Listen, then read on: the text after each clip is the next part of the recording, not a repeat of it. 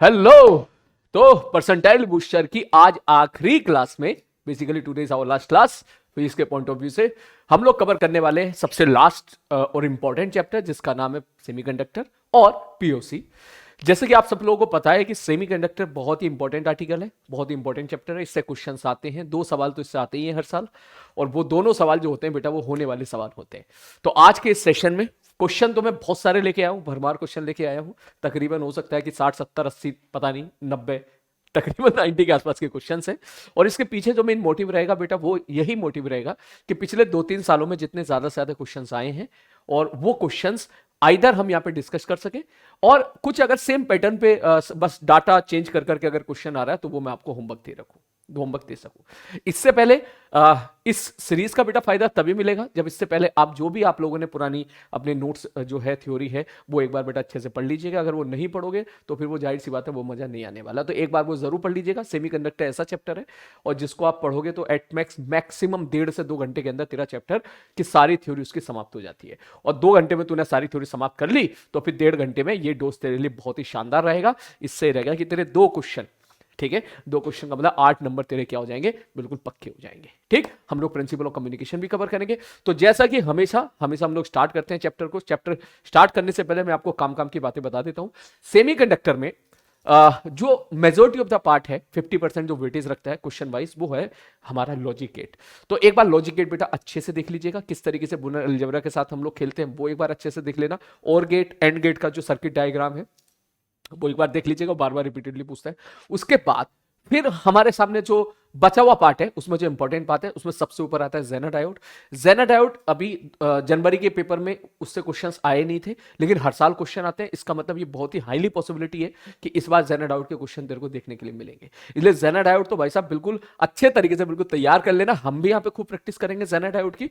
उसके बाद फिर जैसे हम लोग बात करते हैं पीएन जंक्शन डायोड पर, तो उसकी बेसिक आइडिया तेरे को क्लियर होना चाहिए। फॉरवर्ड में इसमें ग्राफ उसका कुछ इस टाइप का देखने के लिए मिलता था, रिवर्स वाइस में कुछ ऐसा देखने के मिलता था, और फिर जो है ब्रेकडाउन के बाद वो बिल्कुल ग्राफ जो था बिल्कुल एक तरीके से वाई एक्सिस के पैरेलली वो निकल जाता था। तो graph forward bias, reverse bias, ये सारी चीजें क्लियर होनी चाहिए आपको। और अगर सपोज मैं बात कर रहा हूं आइडियल डायोड की, तो आपको ये पता होना चाहिए कि किस केस में फॉरवर्ड वाइस है, किस केस में वो रिवर्स वाइस है।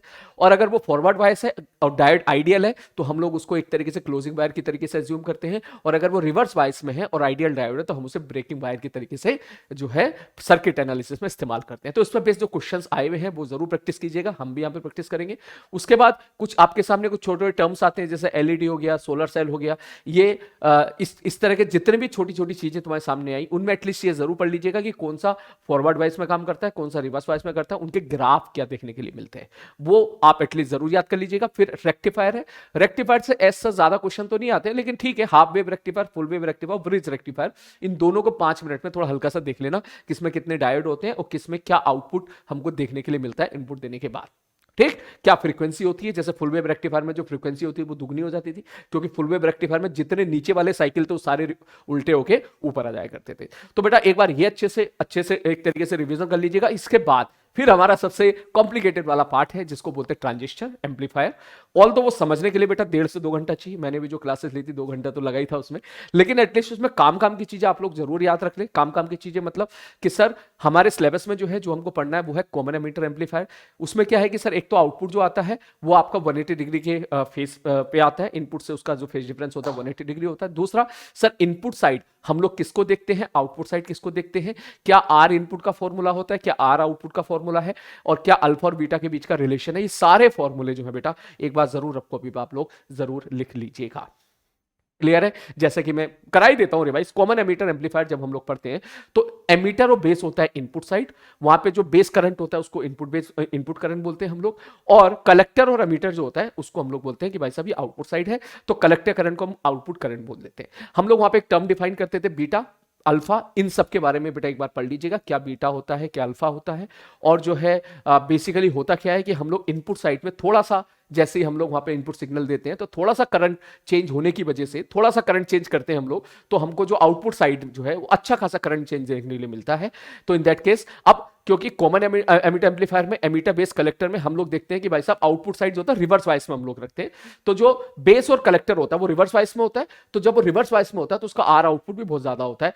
तो जाहिर सी बात है जो करंट जो कलेक्टर करंट है वो उसकी वैल्यू भी ज्यादा होती है और आर आउटपुट भी बहुत ज्यादा हो गया, तो इसका मतलब उन दोनों का जो प्रोडक्ट है वो हमको अच्छा खासा बहुत ज्यादा देखने के लिए मिलता है। तो यही से हम लोग देखते हैं, हम और डिटेल में जाकर मैथमेटिकली हम लोग देखते हैं कि भाई साहब चीजें फिर इस तरीके से इनपुट सिग्नल को हम वहां पे एम्पलीफाई करते हैं। तो एक बार जो है ये सारी चीज बेटा आप लोग जरूर रिवाइज कर लीजिएगा। हाँ, बेसिक फंडा क्लियर होना चाहिए। बेसिक फंडा क्लियर मतलब कि हम लोग कॉमन एमिटर एम्पलीफायर में, एमिटर बेस कलेक्टर में, एमिटर और बेस रखते हैं फॉरवर्ड वाइस में, और बेस और कलेक्टर किस में रखते हैं भाई साहब, रिवर्स वाइस में। तो ये सारी बातें हैं बेटा। तो चलो फिर बिना टाइम वेस्ट के स्टार्ट करते हैं हम लोग। सबसे पहला क्वेश्चन तुम्हारे सामने, सॉरी ये रहा, ठीक। सबसे पहले जेना डायोड का क्वेश्चन है। मैं 2 सवाल मैं कराऊंगा डिस्कशन, उसके बाद फिर बाकी क्वेश्चंस में आपको होमवर्क दूंगा। जैसा कि आप लोग देख लो, पहला सवाल आपके सामने, पहला क्वेश्चन है, जेना डायोड बेसिकली कुछ नया डायोड नहीं होता है, ये नॉर्मल डायोड ही होता है, बस ये रिवर्स वाइस में काम करता है। ठीक, ठीक है सर, रिवर्स वाइज में काम करता है। तो अगर मैं बोलूं भाई साहब ये 0 वोल्ट है, 0 वोल्ट है, तो ये 10 वोल्ट हो जाएगा और ये 10 वोल्ट हो जाएगा। अब अगर जेना डायोड, ध्यान से देखो, इसका पी टाइप नेगेटिव से कनेक्टेड है, इसका मतलब ये जो है हमारा रिवर्स वाइस में है, और इसकी जो बेसिकली 5 वोल्ट का मतलब ये है कि ये जेना डायोड कुछ भी करेगा, सारी आफत अपने थ्रू ले लेगा, लेकिन ये पोटेंशियल डिफरेंस 5 मेंटेन करके रखेगा। इसका मतलब ये 0 है तो भैया ये 5 वोल्ट होगा। इसको मिटा दे भाई साहब, ठीक। अगर ये 5 है तो सर ये भी 5 होगा। इसका मतलब अब तो किसी में भी करंट निकाल सकता है। मैं तुझसे पूछूं भैया इसमें करंट बता दे, ये 10 वोल्ट, ये 5 वोल्ट, डिफरेंस है 5 वोल्ट, और ये है 1 किलो ओम। इसका मतलब यहां से 5 मिली एम्पेयर का करंट ऐसे पास करेगा। ये 5 वोल्ट है, ये 0 है, ये 2 किलो ओम है, इसका मतलब यहां से 2.5 मिली एम्पेयर का करंट पास करेगा। 5 आया इधर से, 2.5 चला गया इधर, तो इसका मतलब जेना डायोड से जो करंट पास करेगा उसको मैं बोलूंगा 2.5 मिली एम्पेयर। तो आंसर क्या पूछा उसने बोला कि 2 किलो ओम से बता दो, तो 2 किलो ओम से हो जाएगा 25 इंटू 10 टू की पावर -4। खत्म सवाल, ठीक। नेक्स्ट आगे बढ़ते हैं नेक्स्ट क्वेश्चन की तरफ। ये रहा जेना डायोड का एक और क्वेश्चन, 2 सवाल मैं करा देता हूं, इसके बाद बाकी सारे क्वेश्चंस आप लोग कीजिएगा, ठीक। हो सकता है हम लोग भी कर लें यहां पे बिना पेन चलाए, ठीक। तो जैसे कि मैं यहां पे बोलूं सर ये 0, ये 0, ये 0, ये 24, तो इसका मतलब 24 होगा सर, रिवर्स बायस में है, इसका मतलब ये कुछ भी करके यहां से 10 वोल्ट का पोटेंशियल डिफरेंस मेंटेन करके रखेगा। ये 10 हो गया सर, ये 10 हो गया, पोटेंशियल डिफरेंस 10 है और जो रेजिस्टेंस है वो 5 है, 5 किलो ओम है, तो इसका मतलब जो करंट फ्लो करेगा यहां से 2 मिली एम्पेयर का करंट फ्लो कर जाएगा, B = IR लगा के। अब सर ये 24 से 10 है, तो इसका मतलब डिफरेंस आया 14 और ये 1 है, तो इसका मतलब यहां से 14 मिली एम्पेयर का करंट आएगा। इधर से आया 14, इधर चला गया 2, इसका मतलब ये हो जाएगा तेरा 12 मिली एम्पेयर। क्या पूछा उसने? ओके सॉरी, उसने करंट नहीं पूछा, उसने पावर पूछ लिया। तो कोई बात नहीं, पावर इक्वल टू होता है V × I। V कितना है भाई साहब 10 जेना डायोड के लिए, और I कितना करंट पास कर रहा है 12 × 10 टू की पावर -3, तो आंसर विल बी 120। खत्म सवाल, क्लियर है। चलो नेक्स्ट, ऐसे क्वेश्चन की प्रैक्टिस बेटा कर लीजिएगा। प्रैक्टिस कर लोगे तो एग्जामिनेशन में जब भी आपको ऐसा क्वेश्चन देखने के लिए मिलेगा, आपकी स्पीड अच्छी मेंटेन रहेगी, ठीक है। नेक्स्ट क्वेश्चन ये रहा, ठीक, बिना पेन चलाए करेंगे भाई साहब। BZ = 30 है, उसने बोला जेना डायोड के थ्रू करंट बता दो कितना होगा। देखो 0 0 0 90, ठीक है। इसने बोला 30 है, तो इसका मतलब ये 30 वोल्ट हो जाएगा, यहां 90 यहां 30, डिफरेंस आएगा 60, ठीक है। रेजिस्टेंस की वैल्यू 4 किलो ओम, ठीक, 4 मान ले थोड़ी देर के लिए, वो मिली में लिख देंगे हम लोग। इसका मतलब 15 मिली एम्पेयर करंट यहां से जाएगा। ये 30 था, तो इसका मतलब ये 5 है, तो इसका क्रॉस पोटेंशियल डिफरेंस हो गया 30 वोल्ट का, तो करंट फ्लो करेगा 6 मिली एम्पेयर, ठीक। तो इसका मतलब इससे तो चला गया 6 मिली एम्पेयर, और इधर से आया 15 में से 6 गया 9, 9 इज द आंसर। खत्म सवाल, ठीक। किसी को समझ में आ गया, बहुत अच्छी बात है। नहीं आया वो बेटा होमवर्क है, ट्राई कर लीजिएगा। नेक्स्ट क्वेश्चन सेम पैटर्न पे फिर से सवाल है, सॉरी ये जेना डायोड का सवाल नहीं है, नॉर्मल डायोड का सवाल है। जैसे कि आप लोग यहां पे देख पा रहे हो, सर ये 0 है तो ये 30 हो जाएगा, ये 0 तो ये 0 तो ये 0, तो आप यहां से बोल सकते हो कि सर ये बेसिकली फॉरवर्ड वाइस में है, क्योंकि पी टाइप पॉजिटिव टर्मिनल से कनेक्टेड है, तो बेसिकली ये कैसे बिहेव करेगा, ये वायर की तरीके से बिहेव करेगा, ठीक। उन्होंने बोला A और B के बीच का पोटेंशियल डिफरेंस बता दो, बस हो गया सवाल। इसका मतलब जो क्वेश्चन है तुम्हारे सामने, वो सवाल तुम्हारा ये बन गया, ये सवाल तुम्हारा बन के तैयार हो गया, ठीक है। बस खत्म। अब क्या बचा सर, ये R, सीधी बात बोल यार, 10 और 10 5, ठीक है। ये 10 और 10 पैरेलल में 5 हो गए, 5 और 10 15 हो गया, और जो V है वो 30 है, इसका मतलब जो करंट पास करेगा वो यहां से पास करेगा 2 मिली एम्पेयर का। इधर से 2 जाएगा, दोनों बराबर है, तो 1 मिली एम्पेयर और 1 मिली एम्पेयर का करंट यहां से ऐसे डिस्ट्रीब्यूट हो जाएगा। आपसे बोला जाए कि भैया चलो बता दो इसके बीच में पोटेंशियल डिफरेंस कितना होगा, तुम बोलोगे करंट पास कर रहा है 1 मिली एम्पेयर, रेजिस्टेंस है 10 किलो ओम, V = IR लगा दे, answer will be 10, b option. Next अगला क्वेश्चन जेना डायोड पे फिर से सेम सवाल, ठीक है। इधर से 22 वोल्ट की बैटरी लगा दी है, 15 है, आई थिंक इसके बाद आप लोग कर लोगे। क्या पूछा उसने, उसने पूछा value of the power dissipated. अभी थोड़ी देर पहले मैंने क्वेश्चन कराया था, this is your homework. Next question, again जेन एंड डाउट का एक और सवाल आपको देखने के लिए मिला है, सेम उसी पैटर्न पे सवाल है, ठीक, सेम वही है। आप बोलोगे सर मान लो ये जीरो तो ये 100 हो जाएगा, ये 100 हो जाएगा तो सर ये 50 हो जाएगा, ये 50 हो गया, पोटेंशियल डिफरेंस 50 आया है, रेजिस्टेंस 1 किलो ओम है। इसका मतलब जो करंट पास करेगा यहां से 50 मिली एम्पियर करंट पास करेगा, ये भी 50 है, ये 0 है, इसका मतलब ये क्या है भाई साहब 2 किलो ओम, ये 50 ये 2, तो इसका मतलब यहां से निकलेगा 25 मिली एम्पियर। इधर से 50 आया और इधर 25 चला गया, इसका मतलब इधर कितना जाएगा 25 मिली एम्पियर जाएगा। खत्म सवाल, फोकट का सवाल एकदम। मैं तो बोलूंगा ऐसे सवाल अब तुम्हें देखने के लिए मिल जाए तो भैया बोनस होना चाहिए तुम्हारे लिए कि भैया मजा आ गया, फोकट का सवाल है। बस ध्यान क्या रखना है कि इधर 0 तो ये उधर 50 मेंटेन करके रखेगा, खत्म करें। हां अगर ये 100 वोल्ट की बजाय मान ले 10 वोल्ट होता, ठीक, ऑल्दो ऐसा क्वेश्चन कभी आया नहीं है लेकिन कंसेप्ट तो चेक कर सकता है। मान ले ये 10 वोल्ट होता तो ये जो था ये इसमें, इसका मतलब अब इसके लिए ये 50 वोल्ट वहां पे जो है बेसिकली मेंटेन नहीं रख पाएगा। इन दैट केस ये इसके ये जो हम पढ़ते थे ना ग्राफ, जो तो डायोड के लिए हम लोग रिवर्स वाइज में पढ़ते थे, ग्राफ ऐसे जाता था और फिर यूं नीचे गिर जाता था।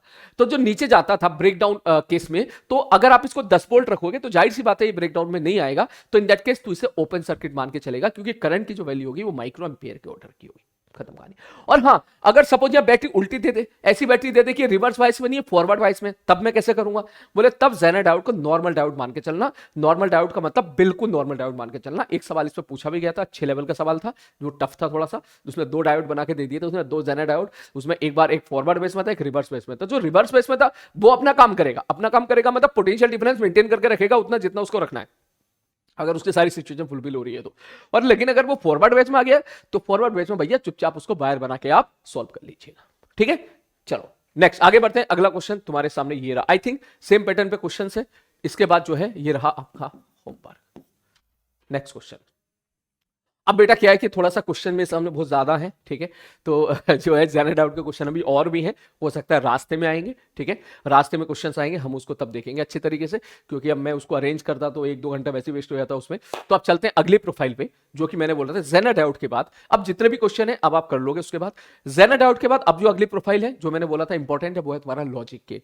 लॉजिक गेट में आई डोंट थिंक कि मुझे यहाँ पे ज्यादा टाइम वेस्ट करना चाहिए, बस मैं किसी तरीके से आपको सेट ऑफ क्वेश्चन ही दे दूं तो वही एक बहुत अच्छी बात रहेगी कि मैंने आपको बहुत सारे सवाल दे दिए लॉजिक गेट के। मैंने कहा भैया इतना लगा ले और तूने इतना लगा लिया तो इसके अलावा अब तुझे कुछ लगाने की जरूरत नहीं है, ठीक। वो सेट ऑफ क्वेश्चंस यहां मैं आपको आप लोगों को प्रोवाइड करा रहा हूं। जैसे पहला क्वेश्चन आपके सामने ये रहा जो कि 2020 में आया हुआ था कि भैया कौन सा गेट ऐसा जो रिवर्सल क्या है रिवर्सिबल ऑपरेशन, रिवर्सिबल मतलब नोट गेट, मतलब 1 का 0 बना दे 0 का 1 बना दे। तो बड़ी सिंपल सी चीज आपको याद होना चाहिए कि ये जो गेट है ये आपका कैसा गेट है, नोट गेट है। अगर मैं इसको ए बोलूंगा तो ये भी ए है ये भी ए है, तो आउटपुट विल बी ए और ये गुल्ला बना देगा उसका ए बार, खत्म कहानी। क्लियर है? नेक्स्ट आगे बढ़ते हैं। अगला क्वेश्चन तुम्हारे सामने ये रहा, ठीक है। ये क्वेश्चन आप चाहो तो ट्राई करना चाहो तो कर लो, नहीं तो मैं एक बार इसको डिस्कस कर देता हूं। ये सवाल एक बार आया हुआ है बेटा, और हां करो यार सवाल, क्योंकि पता है जब यही क्वेश्चन आपको जेईई मेंस में देखने के लिए मिलेगा तो वहां आप कंप्यूटर की स्क्रीन पे तो लिखोगे नहीं कि ले कंप्यूटर की स्क्रीन पे लिख रहा है, तो इस क्वेश्चन को आपको बनाना पड़ेगा रफ कॉपी में। तो मैं चाहता हूं स्क्रीन को पॉज करे, इस क्वेश्चन को लिखे, टाइप करे मतलब अपने रफ कॉपी पे बनाए इस सवाल को। जब आप रफ कॉपी पे बनाओगे तब आप जो है बनाने के बाद देन यू विल रियलाइज कि इसमें भी गलतियां हो जाती हैं। ट्राई करो जरा। चलो शुरू करते हैं। सर देखो ये 1 है, ये नोट गेट है तो ये हो जाएगा 0, ये 0 सर 0 0 का आउटपुट 0 मिलता मगर ये गुल्ला बना देगा 1 1 1 1 1 1 1 1 सर ये 1 ये 0 तो आउटपुट 0, ये गुल्ला बना देगा 1 1 1 1 1 1 1 1 1 1, ये 0 है तो ये बन जाएगा 1। देख 1 और 1 का आउटपुट 1 होता मगर ये गुल्ला क्या बना देगा 0, इसका मतलब आउटपुट हमको 0 ही मिल रहा है। बी ऑप्शन इज करेक्ट, खत्म सवाल, ठीक। नेक्स्ट अगला क्वेश्चन तुम्हारे सामने ये रहा, उसने बोला करंट बता दो कितना होगा। अब इसके बाद देखने की बात ये, इसमें कोई एक डायोड फॉरवर्ड बेस में है कोई एक रिवर्स बेस में, आओ चेक करते हैं। सर ये होता है पी टाइप, ये होता है एन टाइप, सर ये होता है पी टाइप, ये होता है एन टाइप। ध्यान से अगर देखें अपन तो यहां पे जो एन टाइप है ये जुड़ा हुआ है पॉजिटिव टर्मिनल से तो ये हो गया रिवर्स वाइस में, और ये भी जो है ये पी टाइप जो है ये जुड़ा हुआ है निगेटिव से तो ये भी हो गया रिवर्स वाइस में, ठीक। रिवर्स बायस का मतलब आइडियल डायोड है तो हम ये मान के चलेंगे कि भाई साहब ये किसी काम का नहीं है, बेकार है। इसका मतलब जो सर्किट डायग्राम है मेरे भाई, वो सर्किट डायग्राम तुम्हारा कुछ ऐसा बन जाएगा, ऐसा, ठीक है। ये आपका हो जाएगा 9 वोल्ट 5 ओम, 10 ओम, 5 ओम, 10 ओम। बात समझ में आ रही है? बस आप इनको सॉल्व कर लो। 10 5 15, 10 25 और 5 30 कुल मिला के। अब मैं नहीं बता रहा भैया, अब तुम्हारा ये होमवर्क है। होमवर्क क्यों यार, डिस्कस तो कर ही दिया मैंने। आओ एक बार चेक कर लेते हैं। देख कितना हो गया, 25 30 30 हो गया। तो करंट की जो वैल्यू आएगी, आई किससे पूछा उसने, आई पूछा है। आई की जो value I, I will be 9/30। 9/30 का मतलब क्या हो गया, 3/10, 0.3। 0.3 सी ऑप्शन, खत्म सवाल। ठीक, नेक्स्ट अगला क्वेश्चन ये रहा। लॉजिक गेट पे सवाल है बेटा, ये रहा आपका होमवर्क सवाल, इसको आप ट्राई कीजिएगा, अच्छे से ट्राई करना। नेक्स्ट अगला क्वेश्चन, थोड़ा सा अच्छा सवाल लग रहा है, आओ इसको ट्राई मारते हैं। ठीक है, चाहो तो स्क्रीन को पॉज कर लो, मैं किनारे हो रहा हूं।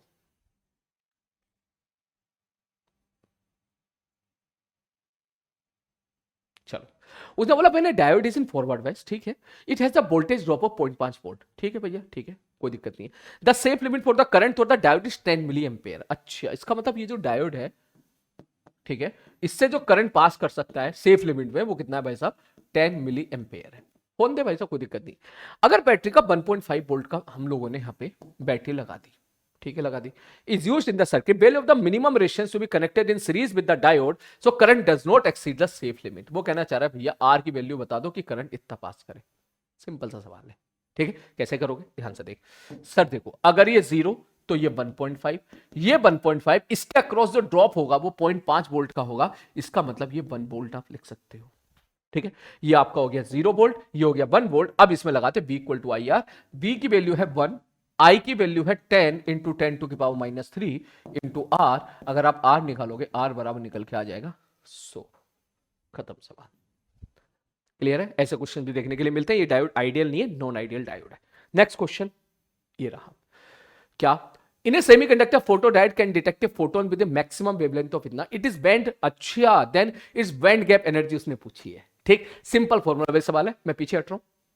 चलो, ये बेसिकली मॉडर्न फिजिक्स का सवाल है। वो कहना चाह रहा है कि भाई साहब कि एक जो है फोटो डायोड जो भी है वो कितनी वेवलेंथ को डिटेक्ट कर रहा है, बोले 400 नैनोमीटर। तो बैंड एनर्जी गैप, सिंपल सा फॉर्मूला बेस्ड सवाल, क्या, that will be equal to 1240/400। अगर ये एंगलस्ट्रॉम दिया होता, ठीक, तो मैं यहां पे एक जीरो और बढ़ा देता। इसको अगर सॉल्व करोगे तो ये आएगा 3.1। मॉडर्न फिजिक्स में जो पढ़ते थे ना, किसी फोटोन की वेवलेंथ अगर लैम्डा होती है तो उसके पास जो एनर्जी होती है 1240/लैम्डा होती है, where lambda is in nanometer. Next question तुम्हारे सामने ये रहा। ये थोड़ा सा बेटा अच्छा सवाल है, इस क्वेश्चन को जरूर ट्राई करें जल्दी से।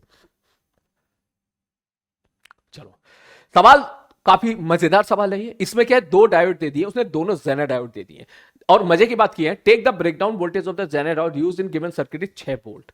भैया 6 वोल्ट का उसने जो है आपको जेनर डायोड दे दिया है। ठीक है सर, अब ध्यान से देख, उसने जो इनपुट दिया है ना, मैं यहां इनपुट बना देता हूं थोड़ा सा। ये इनपुट उसने ये दे रखा है 10 वोल्ट, जैसा कि थोड़ी देर पहले मैंने आपको बोला था। ठीक है, अब सुन, ये इनपुट है, 10 वोल्ट इनपुट नहीं है, इनपुट जो है वो चेंज हो रहा है। पहले 0 वोल्ट, फिर 1 वोल्ट, फिर 2 वोल्ट, फिर 3 वोल्ट, फिर 4 वोल्ट, फिर 5 वोल्ट, फिर 6 वोल्ट, फिर 7 वोल्ट, फिर 8 वोल्ट, ऐसे। ठीक, तो बेसिकली ध्यान से देखना, अगर ये V इनपुट 6 वोल्ट से तेरा ज्यादा होगा, ठीक है, ठीक है सर, तो थोड़ी देर के लिए मान लें, पॉजिटिव हाफ के लिए बात कर रहा हूं, अगर ये 0 था तो ये 6 वोल्ट हो जाएगा। सॉरी, 6 वोल्ट से ज्यादा कुछ भी मान ले 8 वोल्ट है। ठीक है, 8 वोल्ट। तूने सोचा कि सर जब जब इनपुट वोल्टेज 8 वोल्ट होगा तो चेक कर लेते हैं। ठीक है sir, in that case sir ये हो जाएगा 0। ठीक सर, ये 8 वोल्ट है, तो ध्यान से देख, यहां पर सर ये पी टाइप है, ये एन टाइप है। ठीक, तो यहां से तुझे एक चीज समझ में आ रही होगी, ये हो गया फॉरवर्ड वाइस में और ये हो गया रिवर्स वाइस में। ठीक है, अगर ये फॉरवर्ड वाइस में हो गया तो ये बन जाएगा वायर। ये क्या बन जाएगा, इसको नेक्स्ट पेज पे एक्सप्लेन करते हैं तो ज्यादा मजा आएगा। आ जाओ देखो,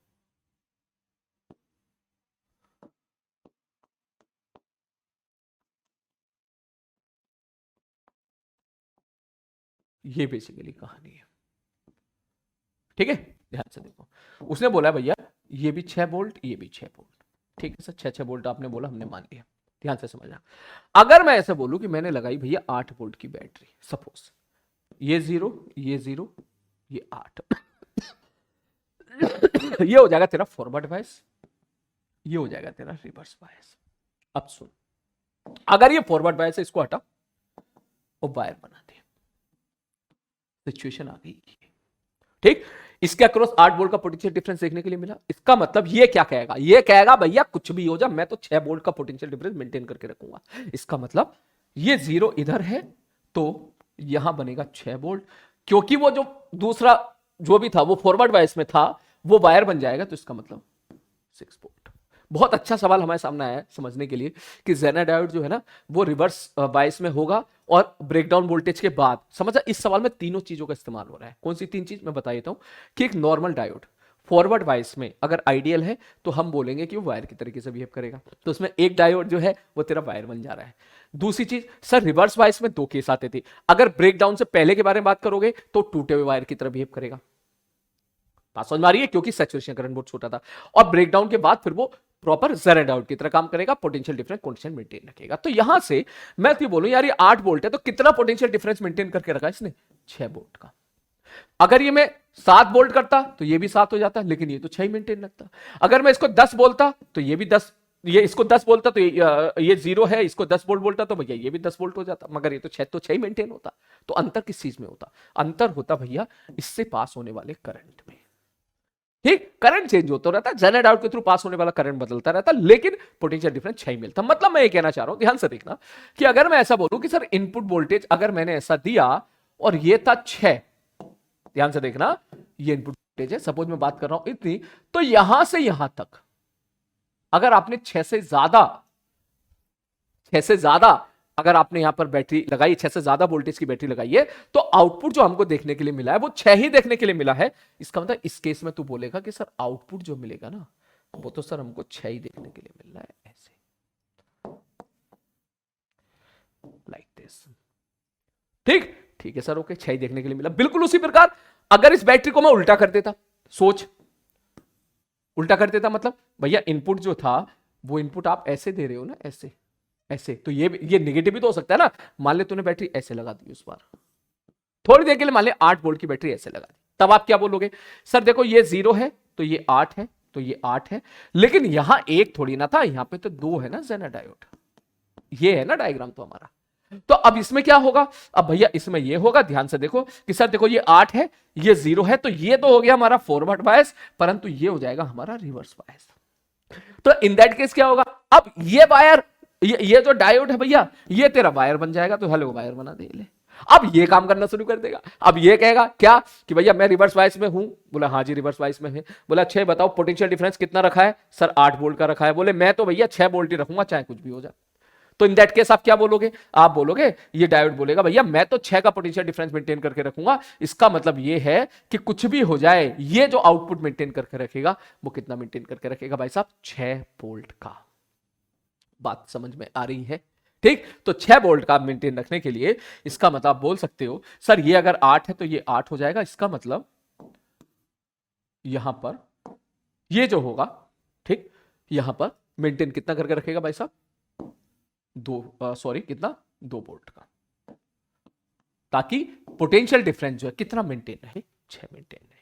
ठीक, तो बेसिकली कहानी बस यहां पर इतनी सी है कि यहां से एक बार ये फॉरवर्ड बायस, ठीक, तो एक बार नीचे वाला फॉरवर्ड बेस, जो एक फॉरवर्ड बेस बन गया वो वायर बन गया, इससे डरने की जरूरत नहीं, और दूसरे वाले ने अपना काम शुरू कर दिया। इन शॉर्ट मैं ये कहना चाह रहा हूं कि यहां पर इसका काम क्या था? इसका काम होगा कि भैया मैं 6 मेंटेन करके चलूंगा। कब? जब ये वाली बैटरी उल्टी लगा दी और 6 से ज्यादा रखी। अगर तू नो कर देगा इसको तो यहां 9 आ जाएगा, तो उस हिसाब से यहां चेंज हो जाएगा, लेकिन पोटेंशियल डिफरेंस तो 6 ही मेंटेन रखेगा।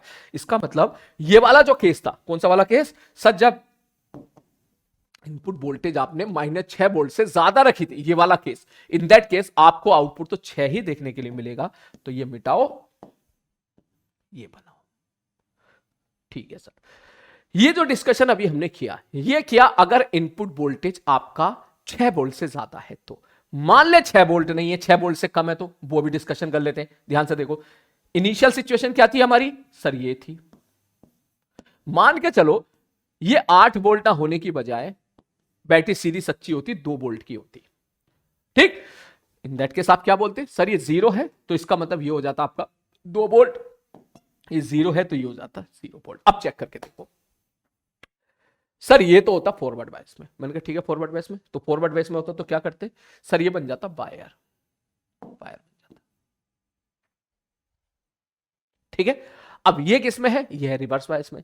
लेकिन इसका ब्रेकडाउन ये जो है जाहिर सी बात है, इसको तो 6 वोल्ट चाहिए पोटेंशियल डिफरेंस, उससे ज्यादा रखना चाहिए, लेकिन 2 वोल्ट है, इसका मतलब ये ब्रेकडाउन स्टेट में आया नहीं है। इसका मतलब एक तरह से ये कैसे बिहेव करेगा, ये बिहेव करेगा, इससे पास होने वाला करंट जो होगा वो माइक्रो एम्पेयर के ऑर्डर का होगा, तो it will behave like a टूटा हुआ वायर। इसका मतलब यहां पे टूट गया, तो आउटपुट आप जीरो नहीं बोलोगे, आउटपुट आप कहां ले रहे हो, आउटपुट इनके बीच में आउटपुट ले रहे हो, तो इन दैट केस आप क्या बोलोगे भैया कि सर अगर ये जीरो, ये सॉरी ये जीरो, तो ये जीरो, तो ये दो, तो इधर कोई करंट गया नहीं, तो ये भी दो, इसका मतलब जितना आपने इनपुट लगाया अप्रोक्सीमेट उतना ही आपको यहां पे आउटपुट देखने के लिए मिलेगा।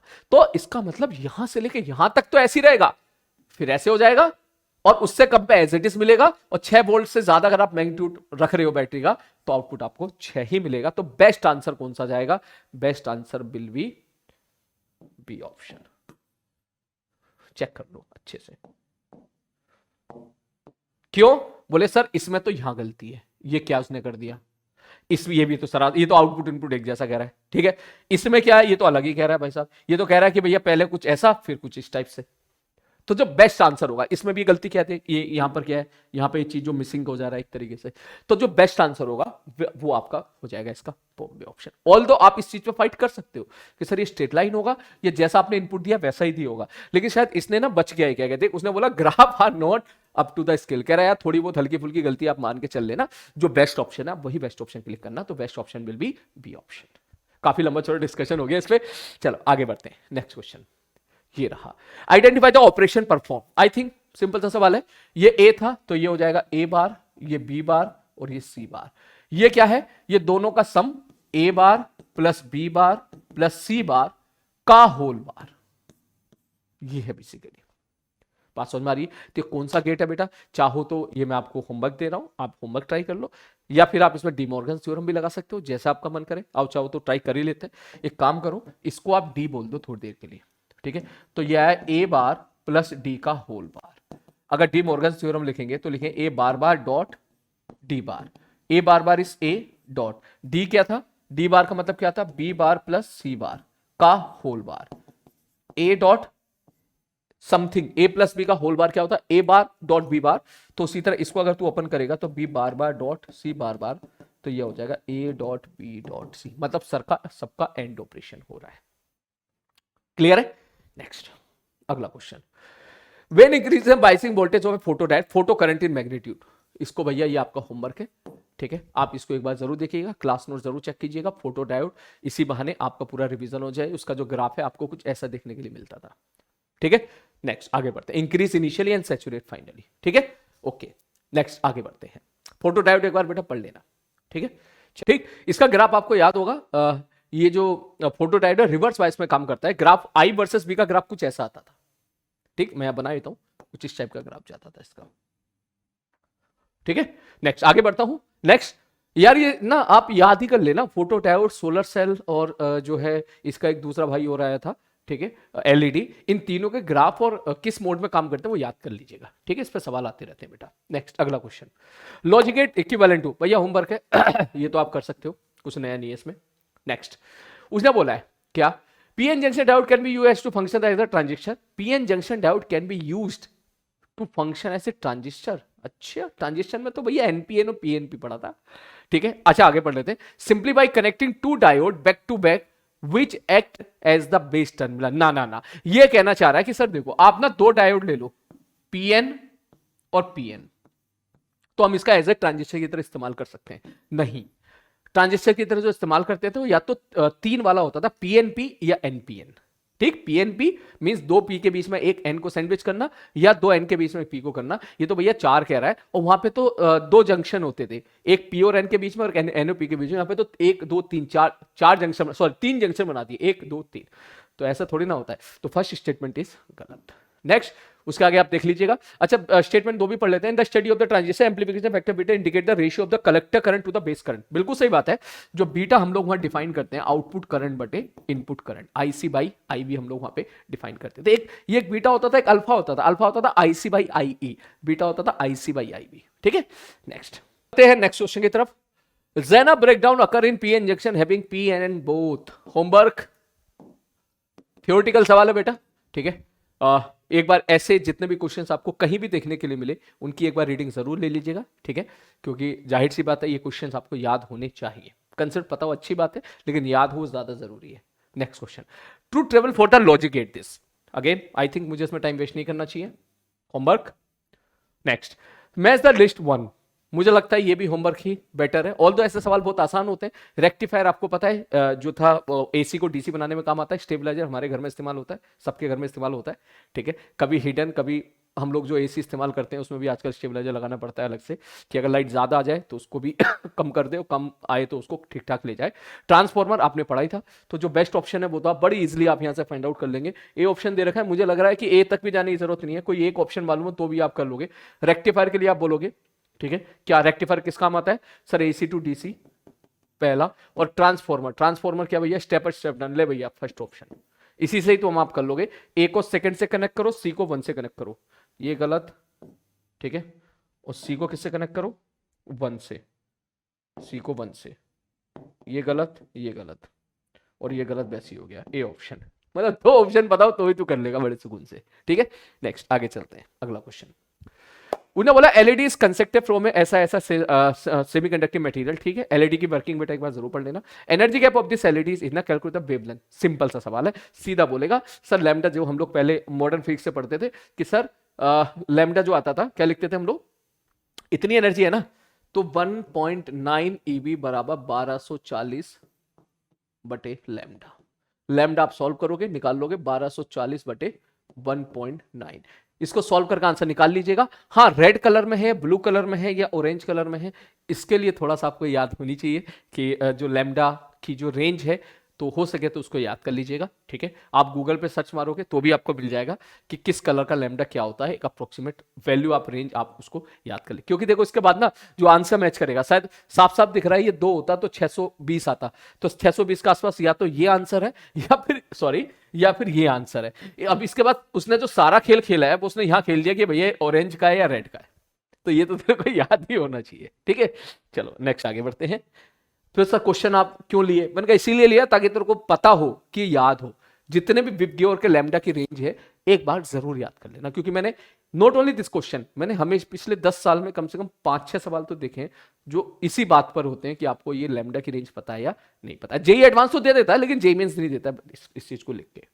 नेक्स्ट क्वेश्चन, अगला क्वेश्चन तेरे सामने ये रहा।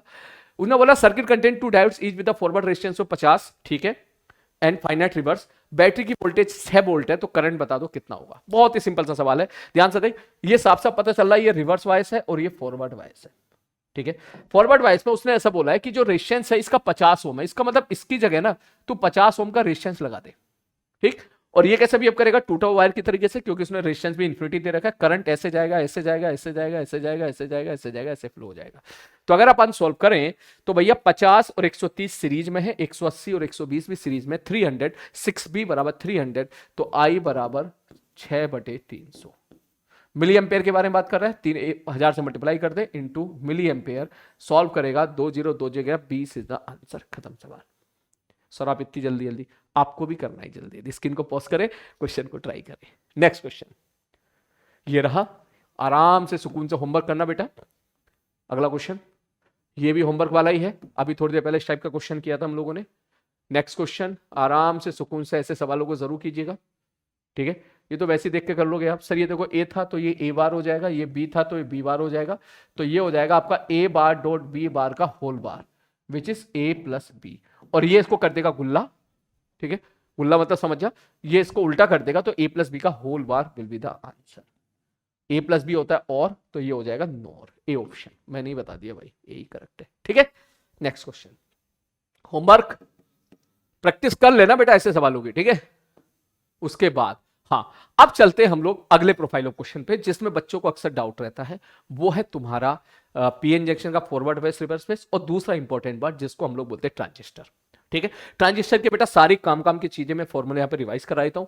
एक हम वहां पे पढ़ते हैं बीटा, जिसकी वैल्यू होती है IC/IV। बेसिकली वैसे तो बीटा AC और बीटा DC 2 होते हैं, ठीक है। तो बेसिकली कोई सा भी फॉर्मूला याद रख ले, IC/IV, आउटपुट करंट बटे इनपुट करंट। इसमें एक पढ़ते थे हम लोग भाई साहब वोल्टेज गेन, जिसको AB से लिखते थे, वो आता था बीटा इंटू R आउटपुट बटे R input.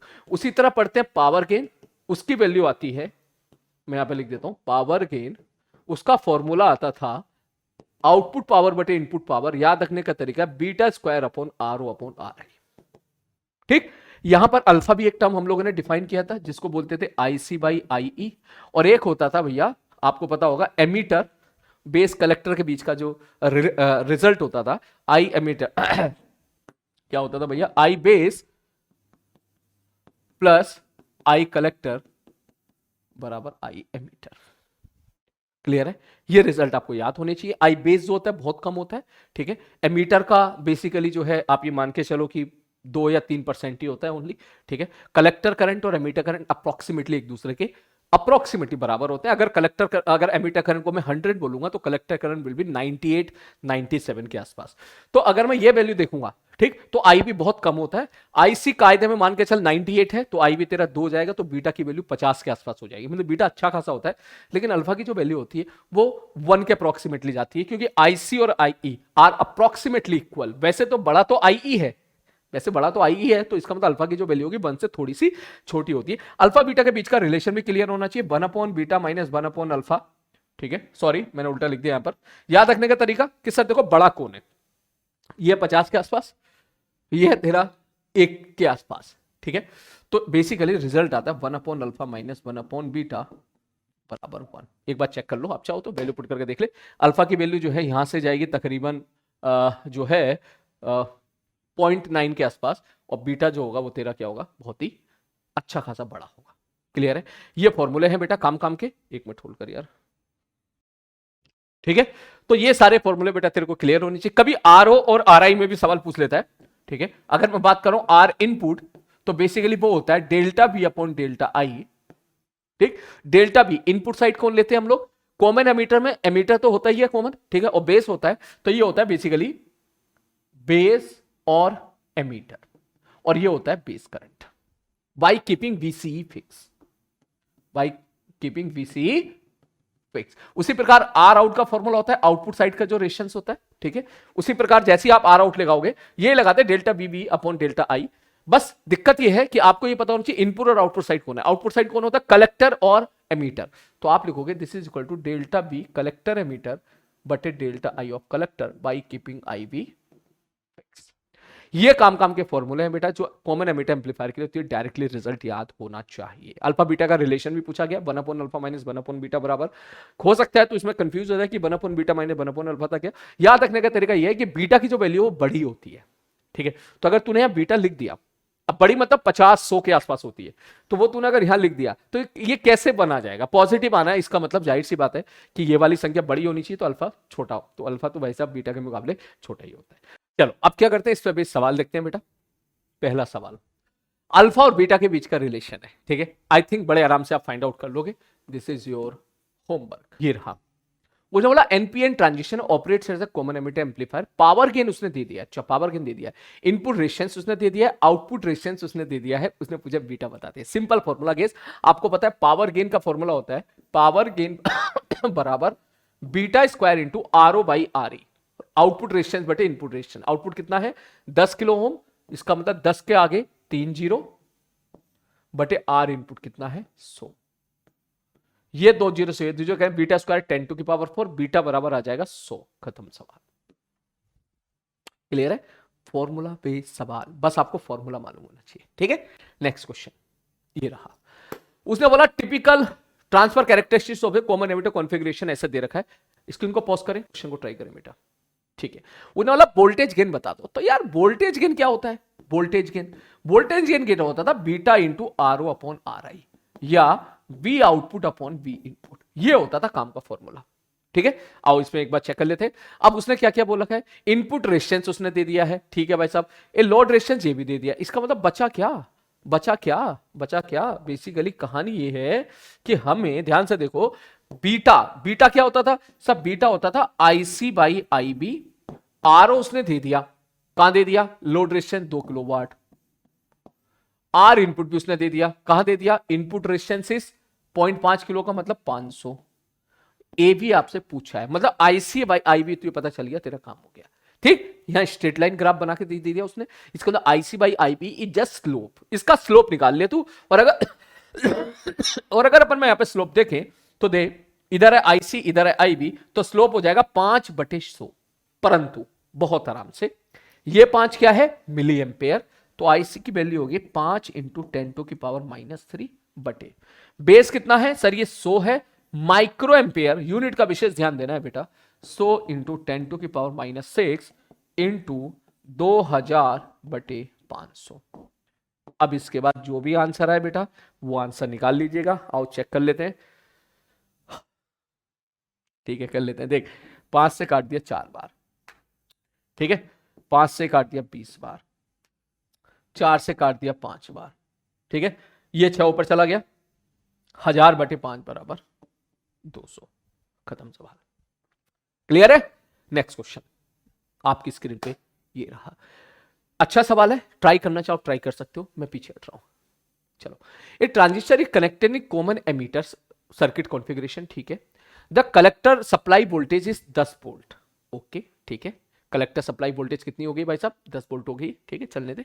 And the voltage drop across the resistor of, बहुत अच्छा सवाल है, voltage drop across the resistance of 1000 ohm in the collector circuit is 0.6। अच्छा, मतलब आउटपुट के बारे में बात कर रहा है। अच्छा, if the collector gain factor beta भी उसने बोल दिया, उसने बोला बेस करंट बता दो, ठीक है। तो अगर आपको याद हो ट्रांजिस्टर एज एम्पलीफायर हम लोगों ने पढ़ा था, ध्यान से देखो कुछ इस तरीके से डायग्राम हम लोग पढ़ते थे, एमीटर, ठीक है, बेस, कलेक्टर, ठीक, ये रेजिस्टेंस था, यहां हमने बैटरी लगाई थी जिसको हम बोलते थे वीसीसी, ठीक है, और ये इससे ऐसे कनेक्टेड होता था, इधर अपने अलग सर्किट होते थे, ठीक है, ठीक है सर। इसको हम बोलते थे आउटपुट वाला रेजिस्टेंस, लोड रेजिस्टेंस, और यहां से सपोज करंट आई फ्लो करता था, तो देख हम ये स्टेटमेंट लिखते थे वीसीसी माइनस आईसी, इसी को कलेक्टर करंट बोलते थे, इंटी इंटू आरओ बराबर बी, ये क्या है एमीटर, वो क्या है कलेक्टर, वीसीई। ये बेसिकली स्टेटमेंट आता था अगर आपने पढ़ा हो वहां पे तो, ठीक। अब ध्यान से दे, अब इस सवाल में उसने क्या गेम खेला है, उसने बोला है, क्या बोला है, उसने बोला बीटा बराबर 24 है, तो जो इंफॉर्मेशन है वहां से तोड़, बीटा क्या होता है IC/IB, ठीक। उसने बोला बेस करंट बता दे, IB बता दे, तो शायद मैं IB बता पाऊं अगर मुझे IC पता चल जाए तो, ठीक है भाई साहब, इसका मतलब मुझे किसी तरीके से IC निकालना है। IC कैसे निकालें, उसने ऐसा बोला है, ध्यान से देखो, the voltage drop across the resistor of 1000 ohm, इसका मतलब इसकी वैल्यू उसने 1000 ओम दे दी है इन द कलेक्टर सर्किट, ठीक, कलेक्टर सर्किट इज 0.6 वोल्ट। भैया मजा आ गया, ठीक, मजा क्या आ गया, उसने बोला यार इसके अक्रॉस जो वोल्टेज ड्रॉप है इसके अक्रॉस वो 0.6 वोल्ट है, तो भैया तुझे बस इस रेजिस्टेंस में V = IR लगाना है। V की वैल्यू कितनी है भाई साहब 0.6 इक्वल टू I कितना है, कलेक्टर करंट नहीं पता, R कितना है सर 1000, तो इसका मतलब IC बराबर कितना हो जाएगा 6 इंटू 10⁻⁻4, ठीक, वैल्यू पुट करते हैं। IB बराबर कितना निकल के आ जाएगा 6/24 इंटू 10⁻⁻4। आपसे क्या पूछा माइक्रो, तो इसका मतलब 100 से डिवाइड 100 से मल्टीप्लाई, ये हो गया माइक्रो। 600/24 1/4 आ जाएगा 25 माइक्रो एम्पेयर। खत्म सवाल। बहुत डिटेल में सवाल पूछा है उसने, ऐसे नहीं डायरेक्ट तुमसे पूछ लिया है, ठीक है, बहुत डिटेल में जाके सवाल पूछा है, ठीक। इसके लिए तो ये अंदर की चीजें पता होनी चाहिए बेटा, तो ये पता होनी चाहिए कॉमन एमिटर एम्पलीफायर किस तरीके से काम करता है, ठीक है। नेक्स्ट क्वेश्चन ये रहा, किनारे बोलो भैया, ट्राई कर लो। चलो, उसने बोला है for a constant collector emitter voltage, ठीक है, constant collector emitter voltage of 8 volt, ठीक है भाई साहब कोई दिक्कत नहीं, चलने दे। The collector current of a transistor reaches to a value of 6 milli ampere from 4 milli ampere. इसका मतलब कलेक्टर करंट में जो चेंज दिया ना डेल्टा IC, वो तेरे को दे दिया 2 मिली एम्पियर का, ठीक है। Where is base current changes from इतना टू इतना, इसका मतलब डेल्टा IB कितना दे दिया। देख जब तक जो गिवन है ना वो लिखना सीख, लिखेगा तो अपना आप सवाल देखेगा। 25 में से बीच का 5 इंटू 10⁻�6। ट्रांजिस्टर इन एक्टिव स्टेट, एक्टिव स्टेट का मतलब एक्टिव स्टेट में ही काम करता है ऐसे एम्पलीफायर की तरीके से। स्मॉल सिग्नल करंट गेन, अरे ले भैया वो कहना चाह रहा है करंट गेन बता दे, तो करंट गेन मतलब बीटा, बीटा बराबर क्या हो IC/IB, तो भैया 2 इंटू 10⁻³ बटे 5 इंटू 10⁻⁶, ऊपर चला गया, ये हो गया 1000, 2000/5 बराबर 400, बी ऑप्शन। फॉर्मूला बेस्ड सवाल। ऊपर पहली लाइन में क्या दिया, भाड़ में जाए, उसकी जरूरत ही नहीं पड़ी। ठीक है, चलो नेक्स्ट क्वेश्चन चलते हैं। तुम्हारे सामने ये रहा सवाल, बहुत अच्छा है बेटा, चाहो तो स्क्रीन को पॉज करें, क्वेश्चन को ट्राई करें। चलो, in an NPN transition with current gain beta की उसने वैल्यू दे दी है। ठीक है, आउटपुट वोल्टेज उसने पूछ लिया। अब यार आउटपुट वोल्टेज बीटा के बीच का रिलेशन, सर ये तो हमको पता है सर, आउटपुट वोल्टेज बीटा मतलब हमको याद है कि सर जो वोल्टेज गेन होता था V out upon V in, वो होता था beta into R O upon are I. अभी फॉर्मूला मैंने बोला था।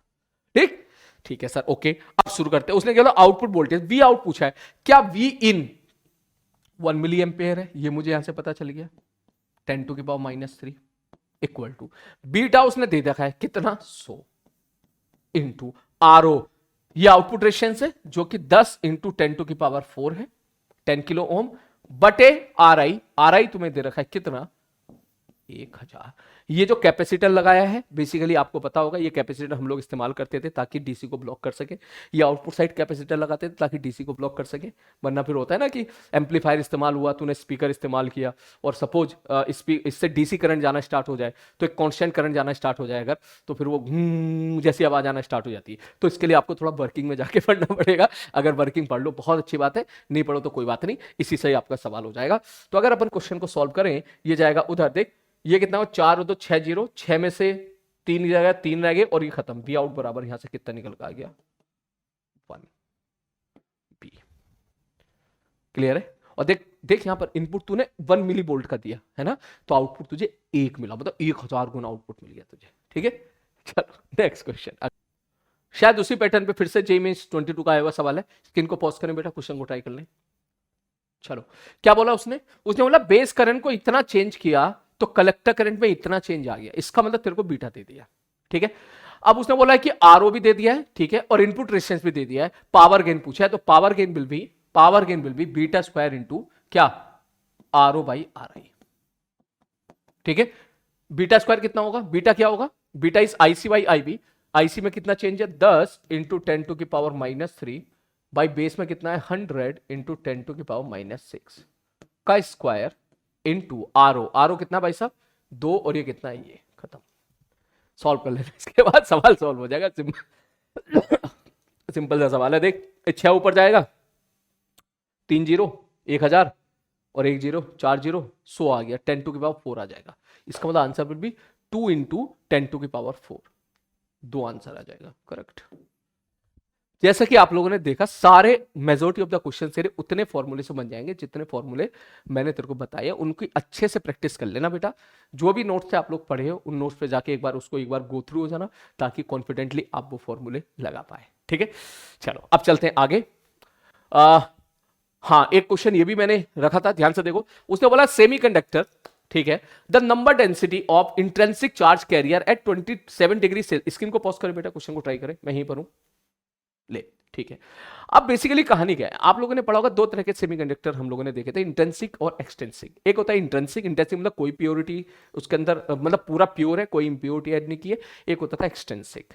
ठीक है, ठीक है, एक्सटेंसिव में क्या हम लोग डोपिंग किया करते थे, डोपिंग जैसे करते थे उस हिसाब से नंबर ऑफ होल्स जो है, अगर सपोज आपने पी टाइप लिया है तो पी टाइप में नंबर ऑफ होल्स की संख्या ज्यादा हो जाती थी, अगर एन टाइप है तो नंबर ऑफ जो है फ्री इलेक्ट्रॉन की संख्या ज्यादा हो जाती थी। तब उसने एक सवाल पूछा है, क्या एक क्वेश्चन दिया है, in a semiconductor number density of intrinsic charge carrier. Intrinsic मतलब जब कुछ भी गड़बड़ी नहीं थी, उसके अंदर बिल्कुल प्योरिटी थी, तो वो इतना था। Semiconductor is dope with impurity atom, उसको डोप कर दिया। होल डेंसिटी इंक्रीजेस टू इतना, भैया होल डेंसिटी बढ़ गई है एक तरह से। ठीक है, अब तो खुद सोच, इसका मतलब ये पी टाइप है। तब उसने बोला है कि इलेक्ट्रॉन की डेंसिटी बता दे, तो इसके लिए मास एक्शन लॉ का फॉर्मूला है बेटा, क्या कि number of hole into number of electron in extrinsic semiconductor जो होता है ni² के बराबर होता है।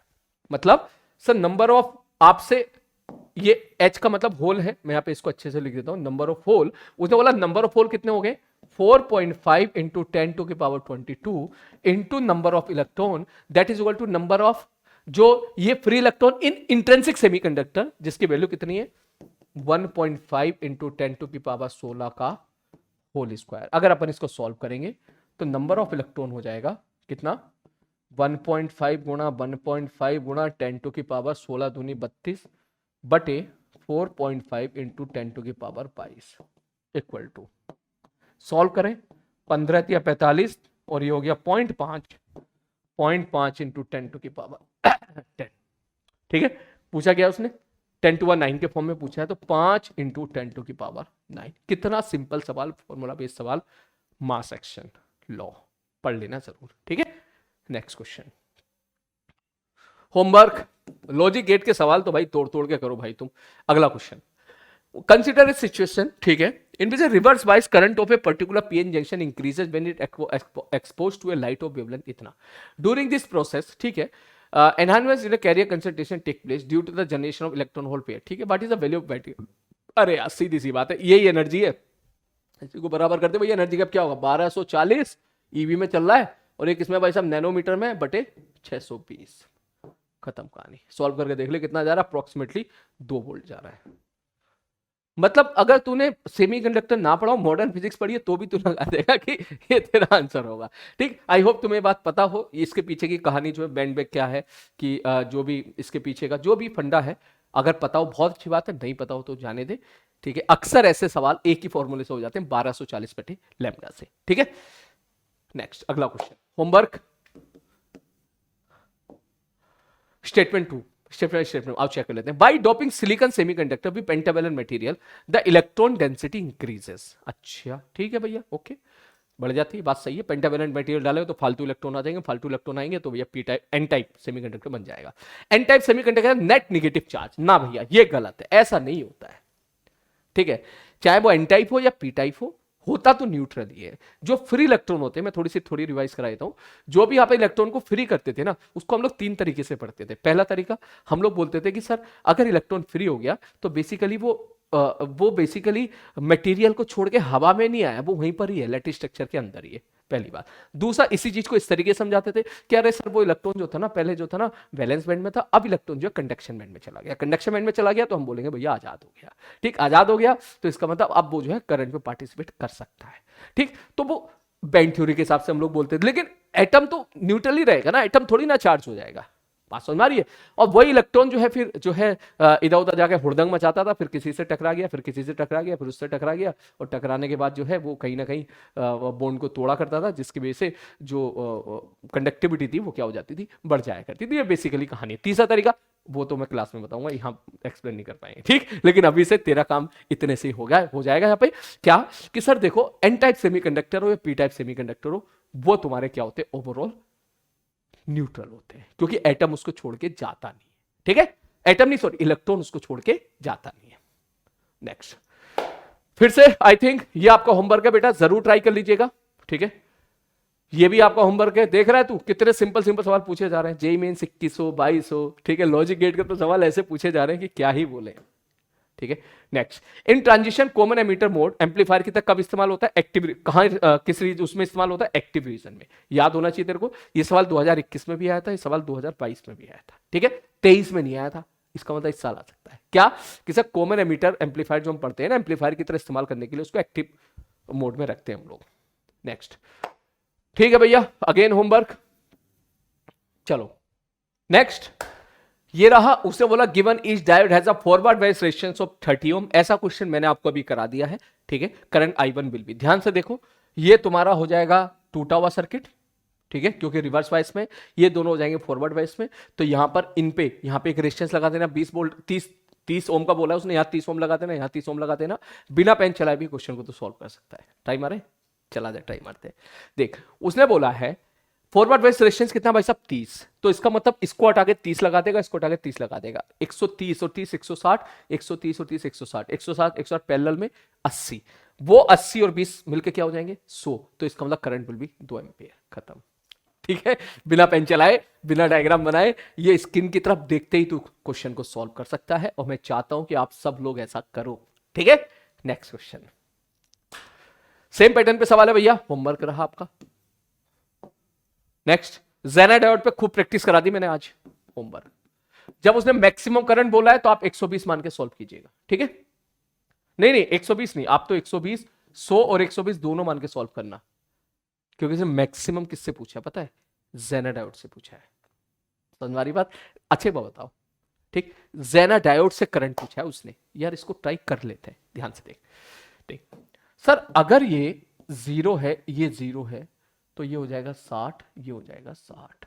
ठीक है, तो ये हो जाएगा 6 मिली एम्पेयर। ठीक है, ठीक है सर। सर ये वेरिएबल है, मान के चल थोड़ी देर के लिए यार, इससे तो 6 मिली एम्पेयर फिक्स हो गया ना। ठीक है, अगर तू चाहता है कि इससे करंट मैक्सिमम हो, तो इसका मतलब यहां से करंट भी ज्यादा से ज्यादा आना चाहिए, और ज्यादा से ज्यादा कब आएगा, जब यहां का पोटेंशियल ज्यादा से ज्यादा हो, मतलब 120 हो।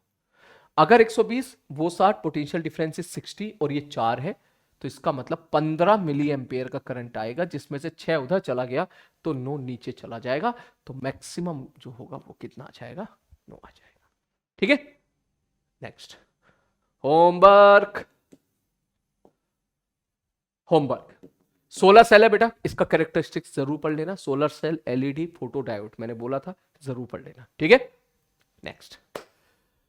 हाँ, ये सवाल मैं बहुत देर से वेट कर रहा था, क्योंकि इस टाइप का सवाल अभी तक हमने डील नहीं किया, अब डील कर लेते हैं। उन्होंने बोला potential barrier across the PN junction is इतना। ठीक है, कोई दिक्कत नहीं है। Then the electric field intensity बता दो अगर उसकी बिट इतनी है। बस सवाल तो बहुत ही सिंपल है, आपको याद होगा पीएन जंक्शन डायोड में जब हम लोग बिना कोई बाइसिंग नहीं करते थे, तो वहां पर क्या होता था कि एक पोटेंशियल वेरियर क्रिएट हो जाता था। अगर आपको फॉरवर्ड वाइज करना है तो कम से कम पहले उसको खत्म करना होता था। हम लोग उसको अमरीशपुरी बोलते थे क्लास में, भैया अमरीशपुरी पैदा हो गया है, ठीक है, अमरीशपुरी की पावर बढ़ गई है, उसको निपटाना है। पहले निपटाने के लिए बाहर से जो बैटरी लगाते थे फॉरवर्ड वाइज में, उसका मिनिमम तो होना चाहिए भाई साहब, इतना वोल्ट की बैटरी तो लगा कि अमरीशपुरी की ताकत खत्म हो जाए। तो बेसिकली अभी इसने अमरीशपुरी की ताकत पूछ ली है, इन सीधी सी बात है, तो उससे इलेक्ट्रिक फील्ड पूछ लिया है, तो सीधा बोलेगा सर इलेक्ट्रिक फील्ड बराबर पोटेंशियल, पोटेंशियल कितना चेंज है 0.6 का, बटे उनके बीच का गैप जो कि कितना है 6 इंटू 10 टू की पावर -6। ये चला जाएगा ऊपर, ये आ जाएगा 10 टू की पावर 5। क्लियर है? नेक्स्ट आगे बढ़ते हैं, अगला क्वेश्चन ये रहा भैया, ये रहा तुम्हारा फिर से होमवर्क। जेनाडाउट पे काफी सवाल कर लिए हम लोगों ने, और ये भी रहा एक और होमवर्क। भाई कितने जेनाडाउट, सारे सवाल लाके रख दिए मैं तेरे सामने, जेनाडाउट के पिछले 3 साल में जितने भी आए इतने कर लेना। अब किसी का नसीब हो, मैं तो सबका, आप में सबसे जो लोग यहाँ पे सिंसियर तरीके से अभी तक टिके हुए हैं, सिंसियर तरीके से सारे लेक्चर अटेंड कर रहे हैं, मैं चाहता हूँ, मैं तो वही दुआ करूंगा भाई उनके पेपर में जेनाडाउट का सवाल आ जाओ, तुम सब सही करके आ जाओ। ठीक है, ताकि 4 नंबर तो भाई साहब बिल्कुल मस्त हो जाए। ये भी आप कुछ सवाल में दम नहीं है, होमवर्क। ठीक है, next value of the current through the battery. आपको पता लगाना है कौन सा फॉरवर्ड वाइस है कौन सा रिवर्स वाइस है, पता लगाने तरीका देख। ये क्या है सर, ये पॉजिटिव ये नेगेटिव, तो ये तेरा हो जाएगा फॉरवर्ड वाइस, ये पी टाइप इससे जुड़ा हुआ, ये रिवर्स वाइस, और ये पी टाइप है जो कि कनेक्टेड है इससे, और ये तेरा फॉरवर्ड वाइस। इसका मतलब इसको तो उड़ा देना, तो ये जो सर्किट है ना कायदे में, इसको उड़ा ही देना, तो ये है तेरा सर्किट। सिंपल करंट इलेक्ट्रिसिटी का सवाल। ठीक है, नेक्स्ट होमवर्क है, ये भी होमवर्क अगेन, बहुत सारे होमवर्क दिए आज तो मैंने भर भर के। नेक्स्ट अगला क्वेश्चन क्या, NPN transition permit more current than PNP transition. हाँ यार, क्या तो ठीक ही रहा है। Next, electron have the greater mobility, बिल्कुल करेक्ट बात है। ठीक है, इसको चाहो तो याद कर लीजिएगा, मोबिलिटी जो होती है वो इलेक्ट्रॉन की ज्यादा होती है होल से। ठीक है, इसलिए हम लोग एनपीएन को ज्यादा प्रेफर करते हैं पीएनपीएन से। अगला, for a transition to act as the switch. बढ़िया सवाल है बेटा, याद कर ले इस सवाल को। ठीक है, जब हम लोगों ने कॉमन एमिटर एम्पलीफायर पढ़ा था, तो वहां हमने देखा था कि भाई 3 मोड हम लोगों को देखने के लिए मिले थे। सबसे पहले था कट ऑफ, फिर था एक्टिव, फिर था सैचुरेशन। ठीक, एक्टिव में हम लोग कॉमन एमिटर को एज एम्पलीफायर की तरह इस्तेमाल करते हैं। अगर आप स्विच की तरह इस्तेमाल करना चाहता है, तो हम उसकी थिकनेस को, वो जो बीच वाला रीजन था, अगर तूने उसकी रीजन को इतना कम कर दिया कि 2 ही मोड रह जाए, एक तरफ रह जाए हमारा कट ऑफ और एक तरफ रह जाए सैचुरेशन, तो हम ऑन ऑफ उसे एज ए स्विच की तरह इस्तेमाल कर लेते हैं। तो बेसिकली सेमीकंडक्टर के क्वेश्चंस बेटा काफी हो गए हैं मेरे हिसाब से, 60 से 50 नहीं 63 का मतलब 55 के क्वेश्चन आसपास हो गए हैं। अब चलते हैं हम लोग अगले आर्टिकल की तरफ, जो कि है प्रिंसिपल ऑफ कम्युनिकेशन।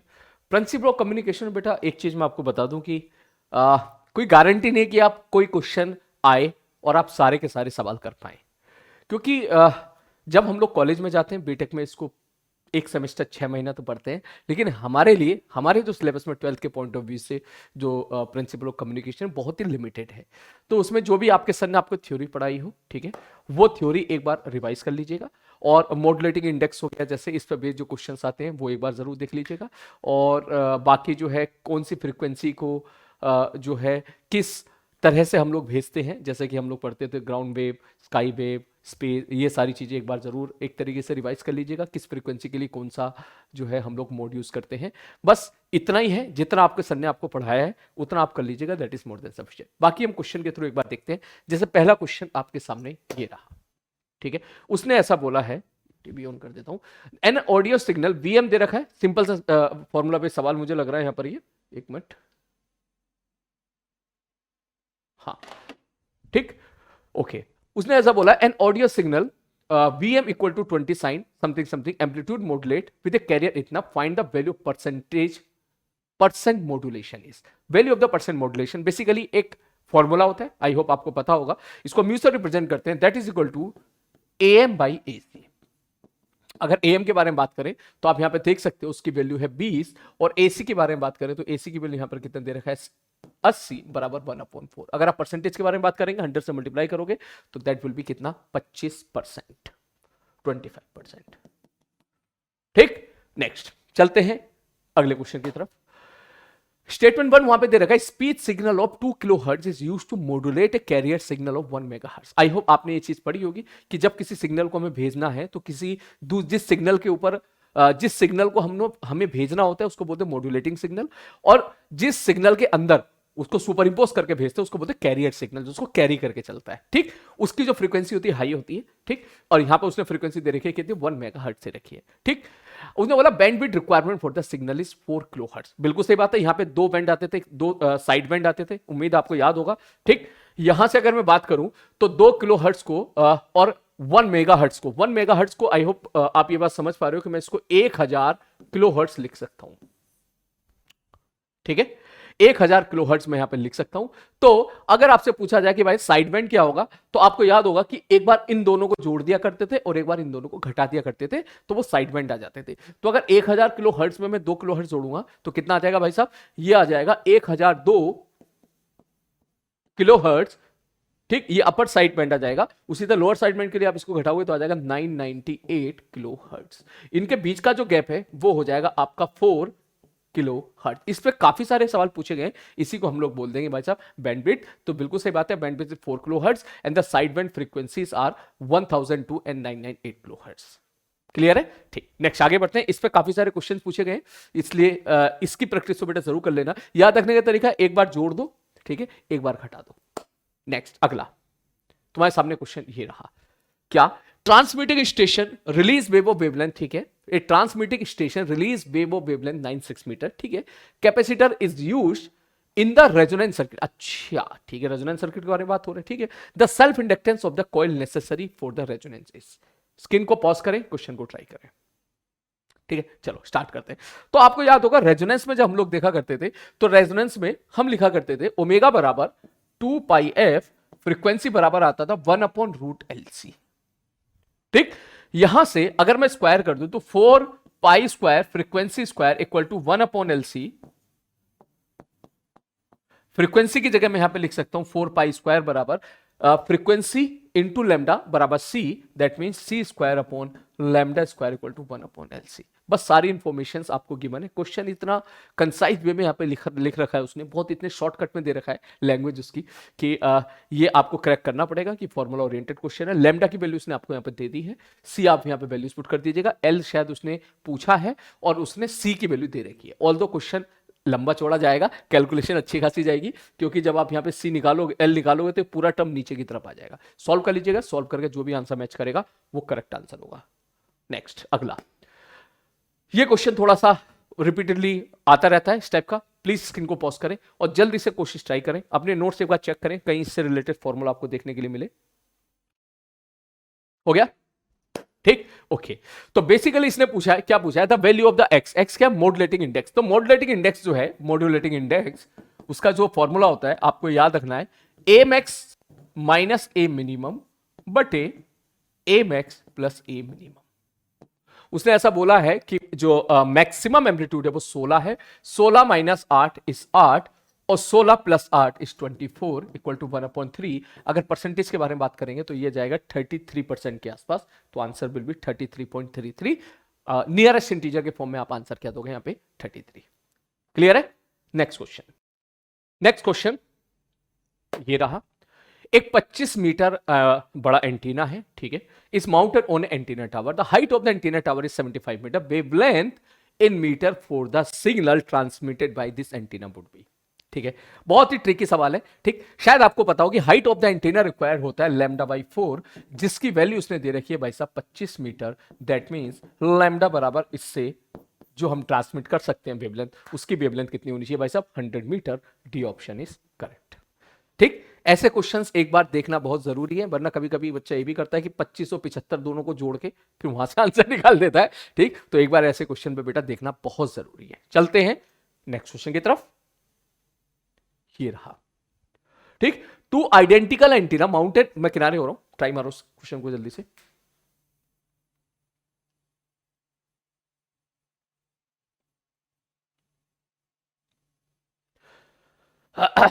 चलो देख लेते हैं। उन्होंने two identical antenna mounted on identical tower are separated from each other by distance of 45 kilometer. ठीक है, okay, what should near be the minimum height of the receiving antenna to receive the signal in line of sight. तो basically बात यह है कि सवाल ये formula oriented है। बात समझ में आ रही है? ये क्वेश्चन जो है थोड़ा सा फॉर्मूला ओरिएंटेड है। ये सवाल आपने फॉर्मूला पढ़ रखा है तो ही आप कर पाएंगे, नहीं पढ़ रखा है तो आप नहीं कर पाएंगे। आप चाहें तो अपनी थ्योरी को चेक कर सकते हैं, वहां पे आपको इससे रिलेटेड थ्योरी देखने के लिए मिल जाएगी। यहां पे जो फॉर्मूला इस्तेमाल है, आपको शायद पता हो कि अगर जो ट्रांसमिटेड एंटीना है उसकी हाइट अगर ht होती है तो वो इतनी दूर तक सिग्नल भेज देता है। ठीक है, वही एक रिसीवर एंटीना है और सपोज उसकी रिसीवर एंटीना की हाइट अगर मैं आपसे बोलूं HR है, तो इसका मतलब जो टोटल जिस लाइन ऑफ साइट तक जो रेंज सिग्नल भेजी जाती है, जिस रेंज तक, उसकी वैल्यू होती है ये फॉर्मूला होता है। अब अगर इसने कुछ बोला नहीं है, अच्छा बोला है, सॉरी बोला है उसने, टू आइडेंटिकल एंटीना बोला है, इसका मतलब रिसीवर एंटीना और ट्रांसमिटेड एंटीना दोनों की हाइट सेम है, तो मैं लिख सकता हूं कि सर जो रेंज होगा वो बराबर हो जाएगा, ये दोनों बराबर हो जाएंगे 2RH प्लस √2RH। दोनों को सॉल्व करोगे 2 इंटू अंडर रूट में 2RH बराबर निकल के आ जाएगा यहां पे रेंज। आपसे शायद उसने वही पूछा है, H बता दो कितना होगा, तो H की वैल्यू हो जाएगी रेंज का स्क्वायर बटे, दोनों साइड स्क्वायर कर दे, ये 2 दूनी 4 दूनी 8 इंटू R। अब यहां पर वैल्यू से एक बार पुट करके चेक कर लेते हैं। रेंज उसने बोला है कितना है भैया, रेंज है 45 किलोमीटर। आंसर मीटर में है इसलिए कन्वर्ट करना बहुत जरूरी है। 45 इंटू 45 इंटू 10⁶ किलोमीटर को मीटर में कन्वर्ट करोगे आप। दूसरा नीचे 8 है और नीचे कौन है भाई साहब R। R is the radius, radius उसने बोला है कि 6400 किलोमीटर ले लो। ठीक है, इंटू 10⁻3। सॉल्व करके जो भी आंसर आएगा, मुझे लग रहा है आंसर है ठीक ठाक अप्रोक्सीमेशन हम लोग लगा सकते हैं और ट्राई मारते हैं भाई साहब। इसको अगर अपन सॉल्व करेंगे तो ध्यान से देख, ये 3 0 2 0 5 0 ये खत्म हो गया, मतलब ऊपर आ जाएगा 45 इंटू 450 अपॉन नीचे आ जाएगा 8 इंटू 64। ये बेसिकली कहानी है। ठीक है, तो चलो एक काम करते हैं, 8 और 64 का मल्टीप्लाई कर देते हैं सीधा। 8 चौक 32 और 8 छंग 48, 5 51, 512 हो गया है। जैसे कि यहां से मैं तो ना इसको 500 मानूंगा भाई, मैं तो 500 मानूंगा। ठीक है, अब जहां से अगर चेक करें, अगर 500 मान लो अप्रोक्सीमेटली, तो यहां पे आ गया ये 0.9, अप्रोक्सीमेटली 0.9 के आसपास जाएगा। इसको 9 से मल्टीप्लाई करो, 9 पंजे 45, ठीक है, और 9 चौक 36, 4 36 40, 40.5, मतलब 40 के आसपास का आंसर जाएगा, जो कि मुझे दिख रहा है बेस्ट ऑप्शन कौन सा मैच कर रहा है, 39.55।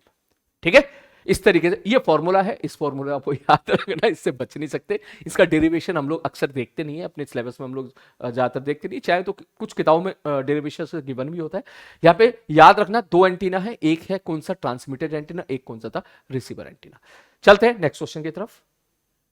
ये रहा, क्या पूछा है उसने what will the bandwidth of the modulating signal. मैं बता चुका हूं थोड़ी देर पहले, एक बार फिर से रिपीट कर देता हूं भाई साहब कि सर साइड बैंड जो आती थी, एक होती थी FC प्लस FM और एक होती थी FC माइनस FM।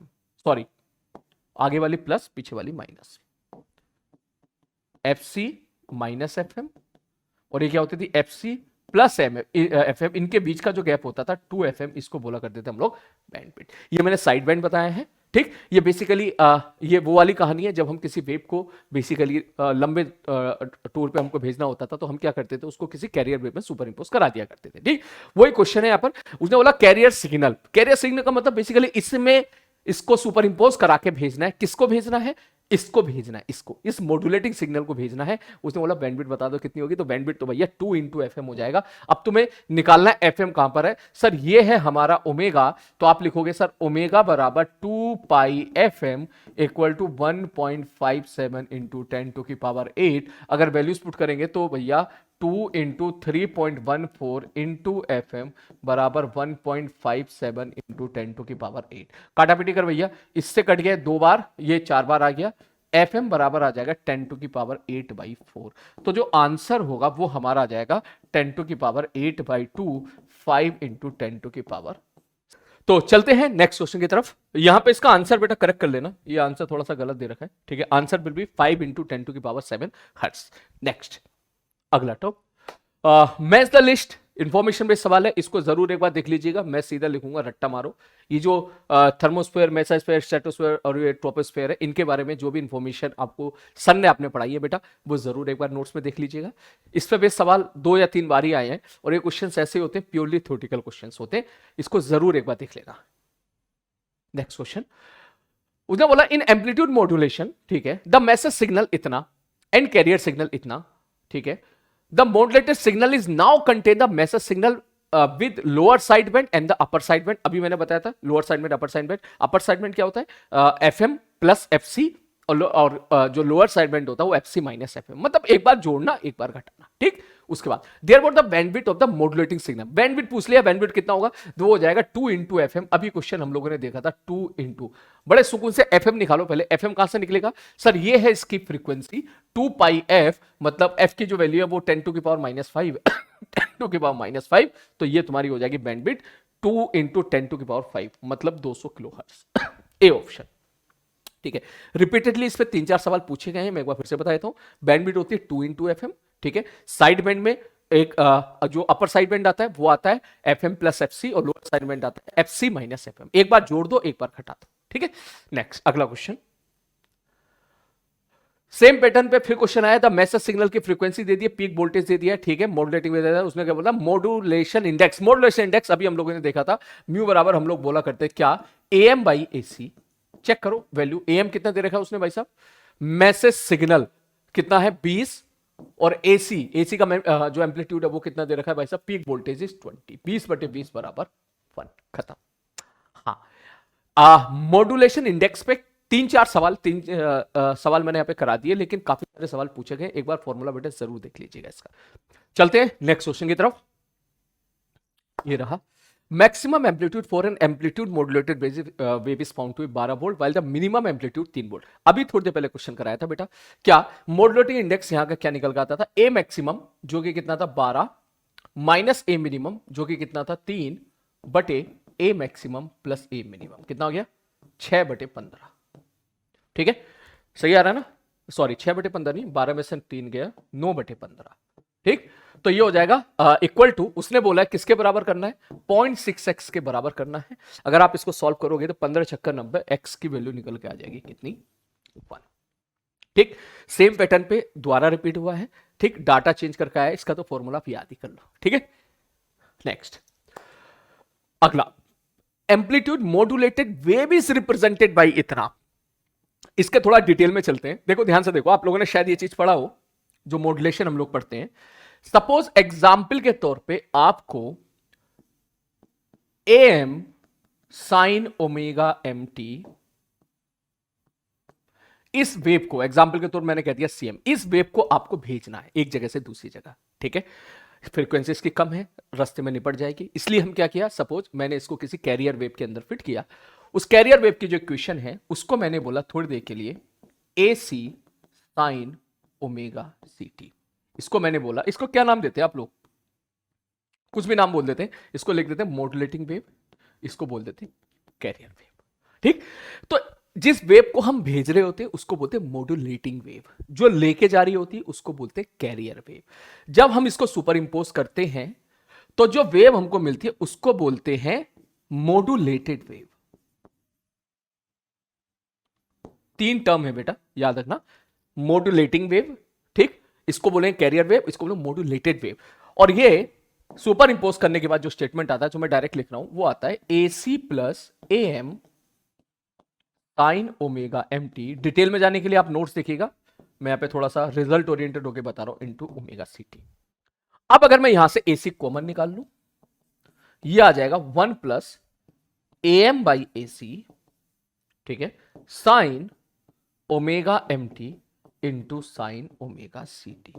यार ये जो टर्म है ना, इसी को हम इतनी देर से म्यू बोल रहे हैं, modulating index AM by AC, जिस पे 3-4 सवाल, 4-5 सवाल हम लोगों ने यहाँ पे देख लिए।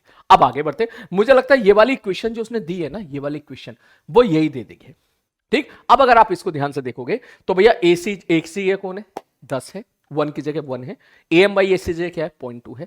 खैर सवाल पे आते, सवाल क्या पूछ रहा है, मॉड्यूलेटिंग फ्रीक्वेंसी उसने पूछा है। तो मॉड्यूलेटिंग फ्रीक्वेंसी अगर अपन ध्यान से देखें तो भैया ये है ओमेगा M, ये एंगुलर फ्रीक्वेंसी है, तो उसकी जगह कौन है यहां पर, ये ओमेगा M की जो जगह है वो है 12560, और ओमेगा M की जगह क्या लिखोगे, 2 पाई FM, यही है हमारी फ्रीक्वेंसी, ठीक है।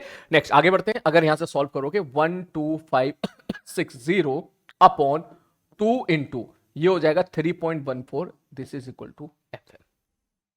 क्लियर है, बस इसके बाद सवाल सॉल्व हो चुका है, इसको बस डिवाइड मानना है। चेक करके देख किस फॉर्म में आंसर चाहिए भाई साहब, मॉड्यूलेटिंग फ्रीक्वेंसी किलो हर्ट्ज के फॉर्म में हमको आंसर चाहिए। यार ये हो जाएगा 3 दूनी 6, ठीक है, तो ये नीचे आ जाएगा 12560 बटे 628, 6.24, ठीक है, 28 दूनी 56। अरे बड़ा भाई ये तो बढ़िया ही कट गया यार, मुझे लग रहा है 2000 बार कट गया, सीधा देख। क्लियर है, ठीक है, 2000 बार कट जाएगा, और इसका मतलब आंसर उसने बोला किलो हर्ट्ज में, तो answer will be 2 kilo hertz, ठीक। अच्छा इसी में फिर वो बैंडविड्थ पूछ लिया करता था, तो बैंडविड्थ क्या आता है, 2 इंटू FM, ठीक है। वही में साइड बैंड पूछ लेगा, साइड बैंड मतलब FM प्लस FC और FC माइनस FM, एक बार जोड़ना एक बार घटाना, ये है बेसिकली इसके पीछे की कहानी। शॉर्टकट में चलो हमने डिटेल में यहां पे पढ़ भी लिया, शॉर्टकट में डिटेल में पढ़ लिया है। चलते हैं नेक्स्ट क्वेश्चन की तरफ। ये रहा, a transmitted antenna at the top of the tower ऐसा हाइट इतना and height of the receiving, अभी मैंने फॉर्मूला बताया था, range of the communication for the line of sight, अभी मैंने फॉर्मूला बोलता, क्या आया था formula, 2R into height of antenna transmitted plus under root 2R into height of antenna for receiver and. चलते हैं नेक्स्ट क्वेश्चन की तरफ। ये रहा, the transmitted antenna has a height of 320 and that of the receiver antenna is 2000। मुझे लग रहा है सेम पैटर्न पे सवाल आ गया, the maximum distance them for the satisfactory communication, तो आंसर क्या हो जाएगा, 2 इंटू R इंटू 320 का अंडर रूट, जैसे थोड़ी देर पहले क्वेश्चन देखा था, इंटू 2 इंटू R इंटू 2000। यार मुझे लग रहा है ये शायद चौथा या पांचवा सवाल है शायद, ये इसी पैटर्न पे, ठीक है। इस पे under root 2RH1 plus under root 2RH2, ठीक है, H1 H2 are the height of the antenna receiver end का और उससे ट्रांसमिटेड एंड का। इस पे मुझे लग रहा है तीसरा चौथा सवाल तो मैं यहां पे करा चुका हूं, ठीक, एक बार जरूर देख लीजिएगा। इसके बाद की कैलकुलेशन है, आर की जो वैल्यू है वो 6400 किलोमीटर आप यहां पर पुट कर दीजिएगा। नेक्स्ट क्वेश्चन क्या, if sum of the height of the transmitted and receiver antenna, ठीक है, फिर से सेम सवाल आ गया, in the line of sight of the communication fixed at 160 meter. Basically ये कहना चाह रहा है कि जो दोनों एंटीना की हाइट है उनका जो सम है वो कांस्टेंट है, तब उसने बोला मैक्सिमम रेंज बता दो कितनी होगी। तो जैसे कि अभी फॉर्मूले से हमने देखा था कि भाई साहब जो रेंज होगी वो कितनी होगी, अंडर रूट 2R, ठीक। मान के चलो एक एंटीना की हाइट x है, तो भैया दूसरे एंटीना की हाइट मैं लिखूंगा 160 माइनस एक्स। क्लियर है, उसने बोला रेंज को मैक्सिमम बताओ। अब मैक्सिमम के लिए मुझे x की वैल्यू यहां पे निकालनी पड़ेगी। अब थोड़ी सी तेरी मैथमेटिक्स आ जाएगी कि जब भी हम किसी का मैक्सिमा या मिनिमम निकालते हैं तो हम क्या करते हैं भैया, उसको डिफरेंशिएट करके इक्वल टू क्या करते हैं भाई साहब, 0 करते हैं। तो ये पूरा तामझाम जो है, इस पूरे तामझाम को डिफरेंशिएट करके मैं इसको सिंप्लीफाई कर देता हूं। देख 2R तो कॉमन निकल जाएगा अंडर रूट के साथ, ब्रैकेट में आ जाएगा root X minus root 160, sorry plus 160 minus X, ठीक है। अब आप क्या करना, इसको डिफरेंशिएट करना, डिफरेंशिएट करके इक्वल टू 0 कर देना, x की वैल्यू निकल के आएगी, उस x की वैल्यू को उठा के यहां पर पुट कर देना, तो रेंज की मैक्सिमम वैल्यू निकल के आ जाएगी। मुश्किल नहीं है, आसान ही है। देख अगर डिफरेंशिएट करें, इसका डिफरेंशिएशन करेंगे तो कितना आएगा, हाफ 1 अपॉन रूट एक्स। इसका डिफरेंशिएशन करेंगे तो क्या आएगा सर, एक तो आ जाएगा हाफ और ये अंडर रूट में आ जाएगा चेन रूल से 160 माइनस एक्स, और अंडर जब अंदर वाले का डिफरेंशिएशन करेंगे 160 का डिफरेंशिएशन 0 माइनस एक्स का डिफरेंशिएशन -1 इज इक्वल टू 0। ठीक है, स्क्वायर कर, 2 कर को गया, ये उधर चला गया, स्क्वायर कर गया 1/x बराबर, ठीक है, स्क्वायर करके उल्टा कर दे, 1/x बराबर 1/60 माइनस एक्स, तो इसका मतलब x बराबर हो जाएगा 160 माइनस एक्स, 2x बराबर 160, x बराबर आ जाएगा 80। कितना बढ़िया आंसर आ रहा है यार। x की वैल्यू चुपचाप यहां पर वैल्यू पुट कर दो, ठीक है, यहां पर 80 और यहां पर 80, तो इसका मतलब जो आंसर आएगा वो आ जाएगा √2r, ठीक है, यहां पर आ जाएगा इंटू 80, ठीक, और ये भी इतना ही आएगा तो मल्टीप्लाई बाई 2। अगर सॉल्व करें, चल यार इतना किया तो पूरा ही सॉल्व कर लेते हैं हम लोग यहां पर, ठीक, ध्यान से देख, अगर इसको सॉल्व करें 2 गुणा 6400 गुणा 80 का अंडर रूट मल्टीप्लाई बाई 2, ठीक है, ये रहेगा आंसर। किलोमीटर में आंसर पूछा है भाई साहब, तो आ जाओ भैया आंसर किलोमीटर में निकाल लेते हैं। चेक करो क्या क्या इंफॉर्मेशन यहां से निकल रही है, और कुछ तो नहीं दिया ना भाई साहब?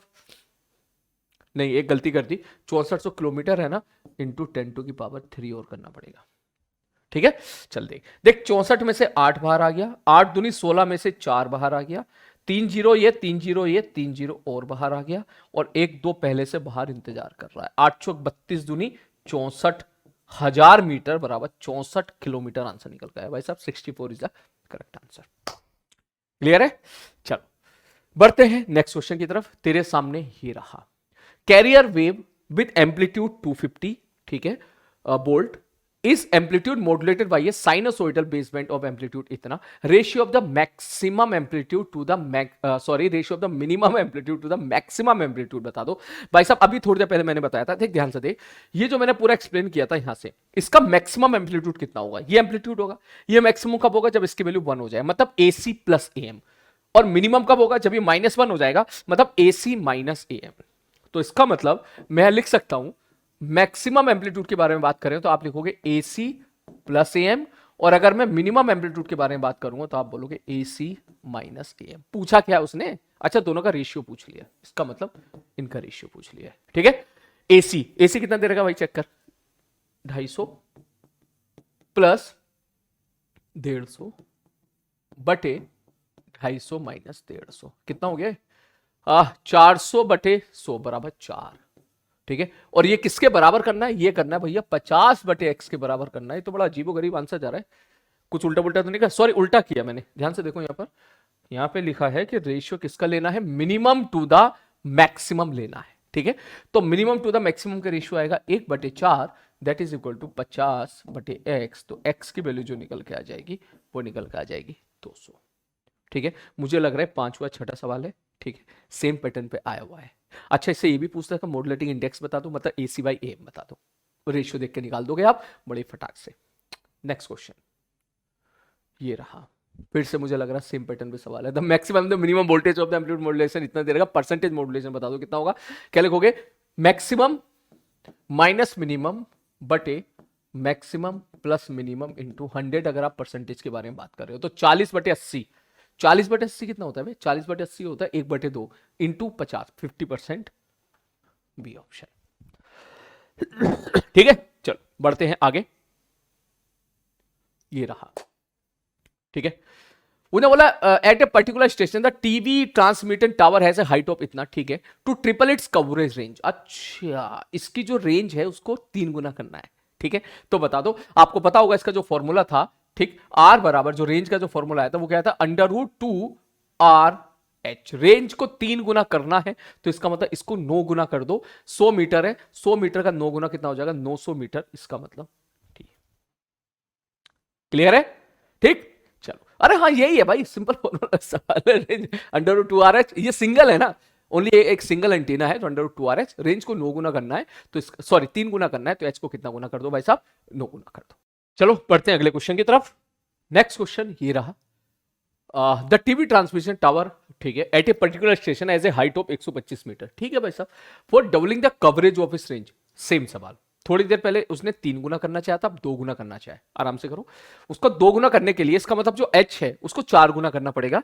125 को 4 गुना कर दो, 125 का 4 गुना कितना होता है 400, 500, इसका मतलब उसको 500 करना पड़ेगा, ठीक। लेकिन उसने बोला है क्या height of the tower should be increase, कितना इंक्रीज करना पड़ेगा भैया 125 से 500 करने के लिए 375, सी ऑप्शन, इतना इंक्रीज करना पड़ेगा। क्लियर है। अभी हम लोगों ने देखा था क्या आया था √2RH। तो जो रेंज है उसको दुगना करना है तो h को 4 गुना करना पड़ेगा, ठीक। 4 गुना करने के लिए इसका 4 गुना कितना होगा 125 इंटू 4 इज 500, ठीक। तो 500 इसको बनाना पड़ेगा, 500 बनाने के लिए उसको 375 का इंक्रीज करना पड़ेगा हाइट को। Next question, in the case of amplitude modulation to avoid the distortion the modulating index should be, 1 से कम होना चाहिए। इसको भैया चुपचाप रट्टा मान लीजिएगा, इंफॉर्मेशन बेस्ड सवाल है आपका, ठीक है।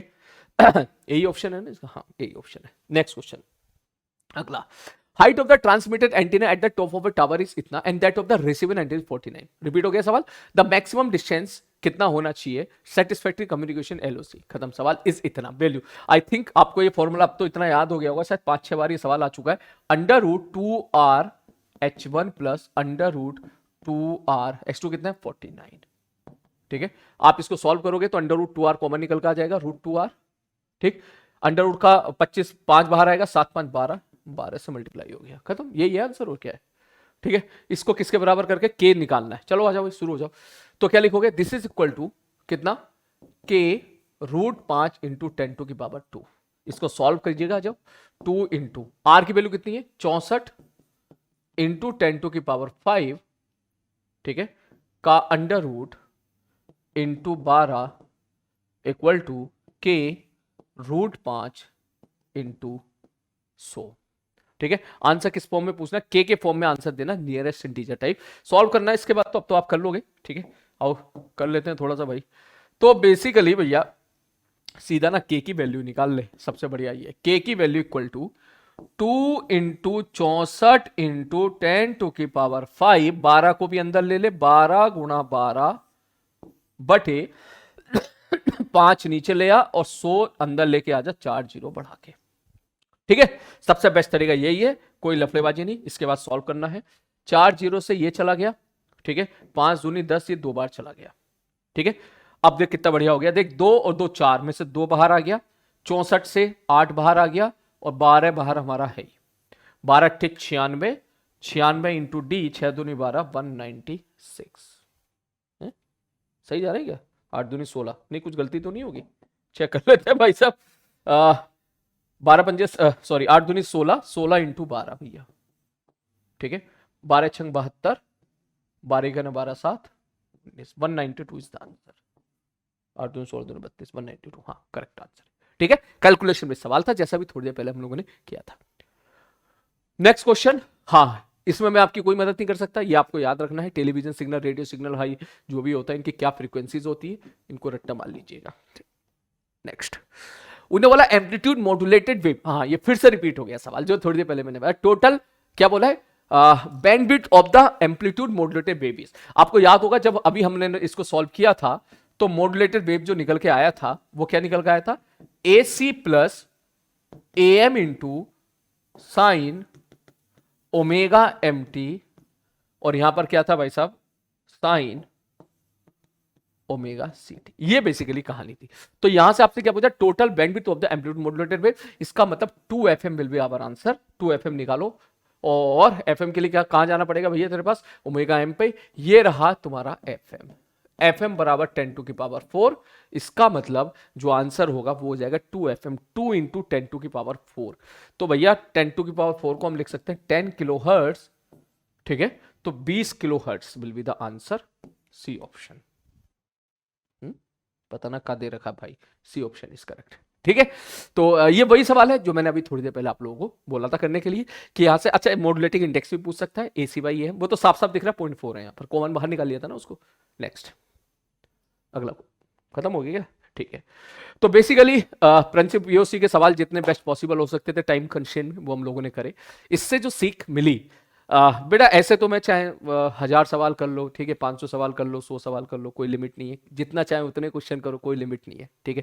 लेकिन क्योंकि जो मेन मोटिव था इस सीरीज का वो ये था कि जिस आर्टिकल से रिपीटेडली रिपीटेडली बार बार सवाल पूछे जा रहे हैं, जहां से क्वेश्चन आने की प्रोबेबिलिटी बहुत ज्यादा है, ठीक, और रिपीटेडली पूछे जा रहे हैं, उनकी प्रैक्टिस एक बार अपन जरूर कर लें, क्योंकि जो 50 to 60% पार्ट है वो रिपीट ही हो रहा है। अगर आपने उतना फिक्स कर लिया और उसके अलावा आजू बाजू वाले क्वेश्चन आपने 2-3 भी खींच लिए, तो बड़ी इजीली आप जो है फिर वहां से क्वेश्चन को वहां पे उठा लेंगे, ठीक है। तो बेसिकली यहां से आप लोगों ने देखा प्रिंसिपल ऑफ कम्युनिकेशन किससे ज्यादा सवाल आए, सबसे पहले हाइट ऑफ द एंटीना से, ठीक। फिर अगर रिसीवर एंटीना दे रखा हो और आपको ट्रांसमीटर एंटीना दे रखा हो, दोनों की हाइट H1 H2 दे रखी हो, ठीक, उस पे उसकी रेंज के सवाल थे। दूसरा ये मॉड्यूलेटिव वे पे सवाल आए थे, म्यू पे सवाल आए थे, AM/AC पे, ठीक। इस पे बेस्ड जो सवाल है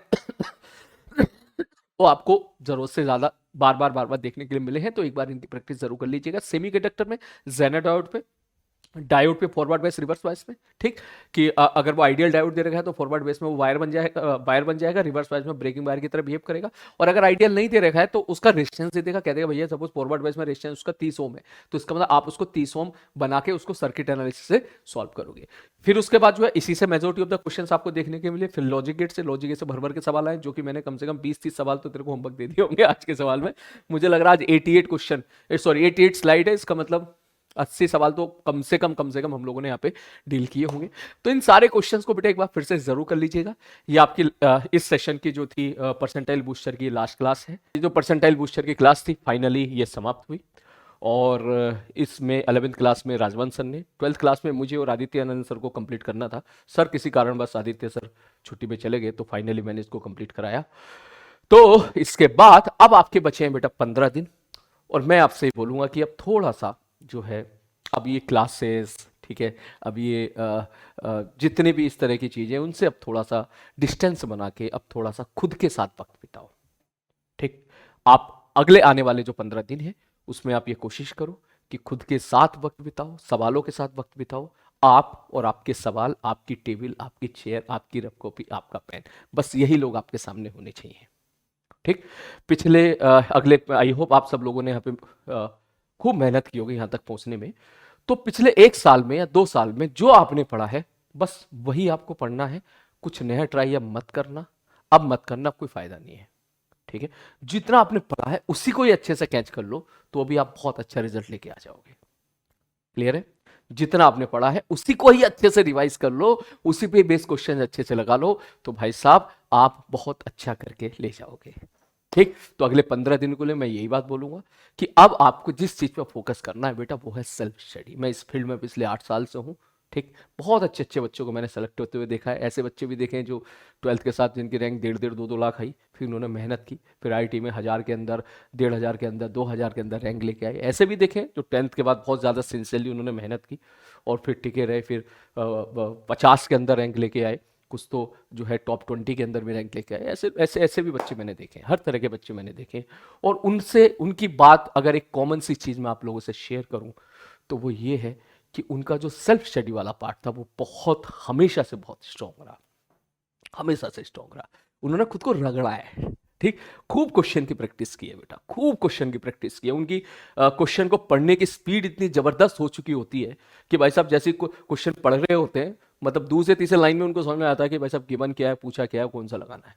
क्वेश्चन पढ़ते पढ़ते उनको समझ में आ जाता है कि भैया ऐसा सॉल्व करना है, जल्दी करो। और इनफैक्ट कभी कभी तो ऐसा हो तो क्वेश्चन पढ़ते वो ये भी समझ जाते हैं कि इस सवाल को छोड़ना है या करना है, ठीक। तो उनकी स्पीड को बेसिकली बेटा आपको मैच करना है, सीधी सी बात है। ये कोई 12वीं क्लास का पेपर नहीं है, ठीक, कि आपके मार्क्स आपसे कोई नहीं छीन सकता।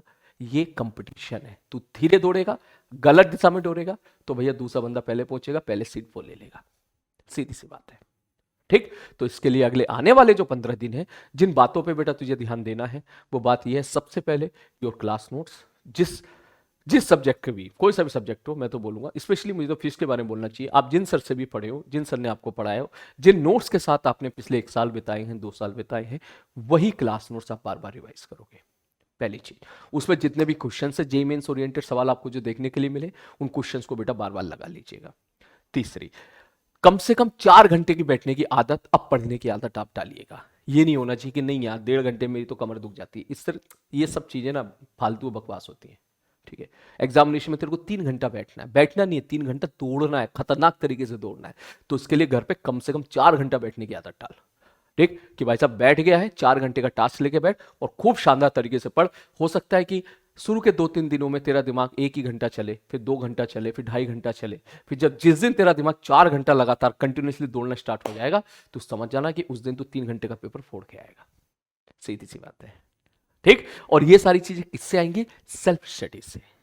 सेल्फ स्टडी से आएंगे बेटा। ये चीजें इससे नहीं आएंगे कि हम जो है हम अब आप टीचर हमारा रिवीजन करा दे या नहीं, ये चीजें खुद के साथ आएंगे बेटा। खुद के साथ वक्त बिताओ टेबल चेयर पे, खूब लड़ो, खूब फाइट करो।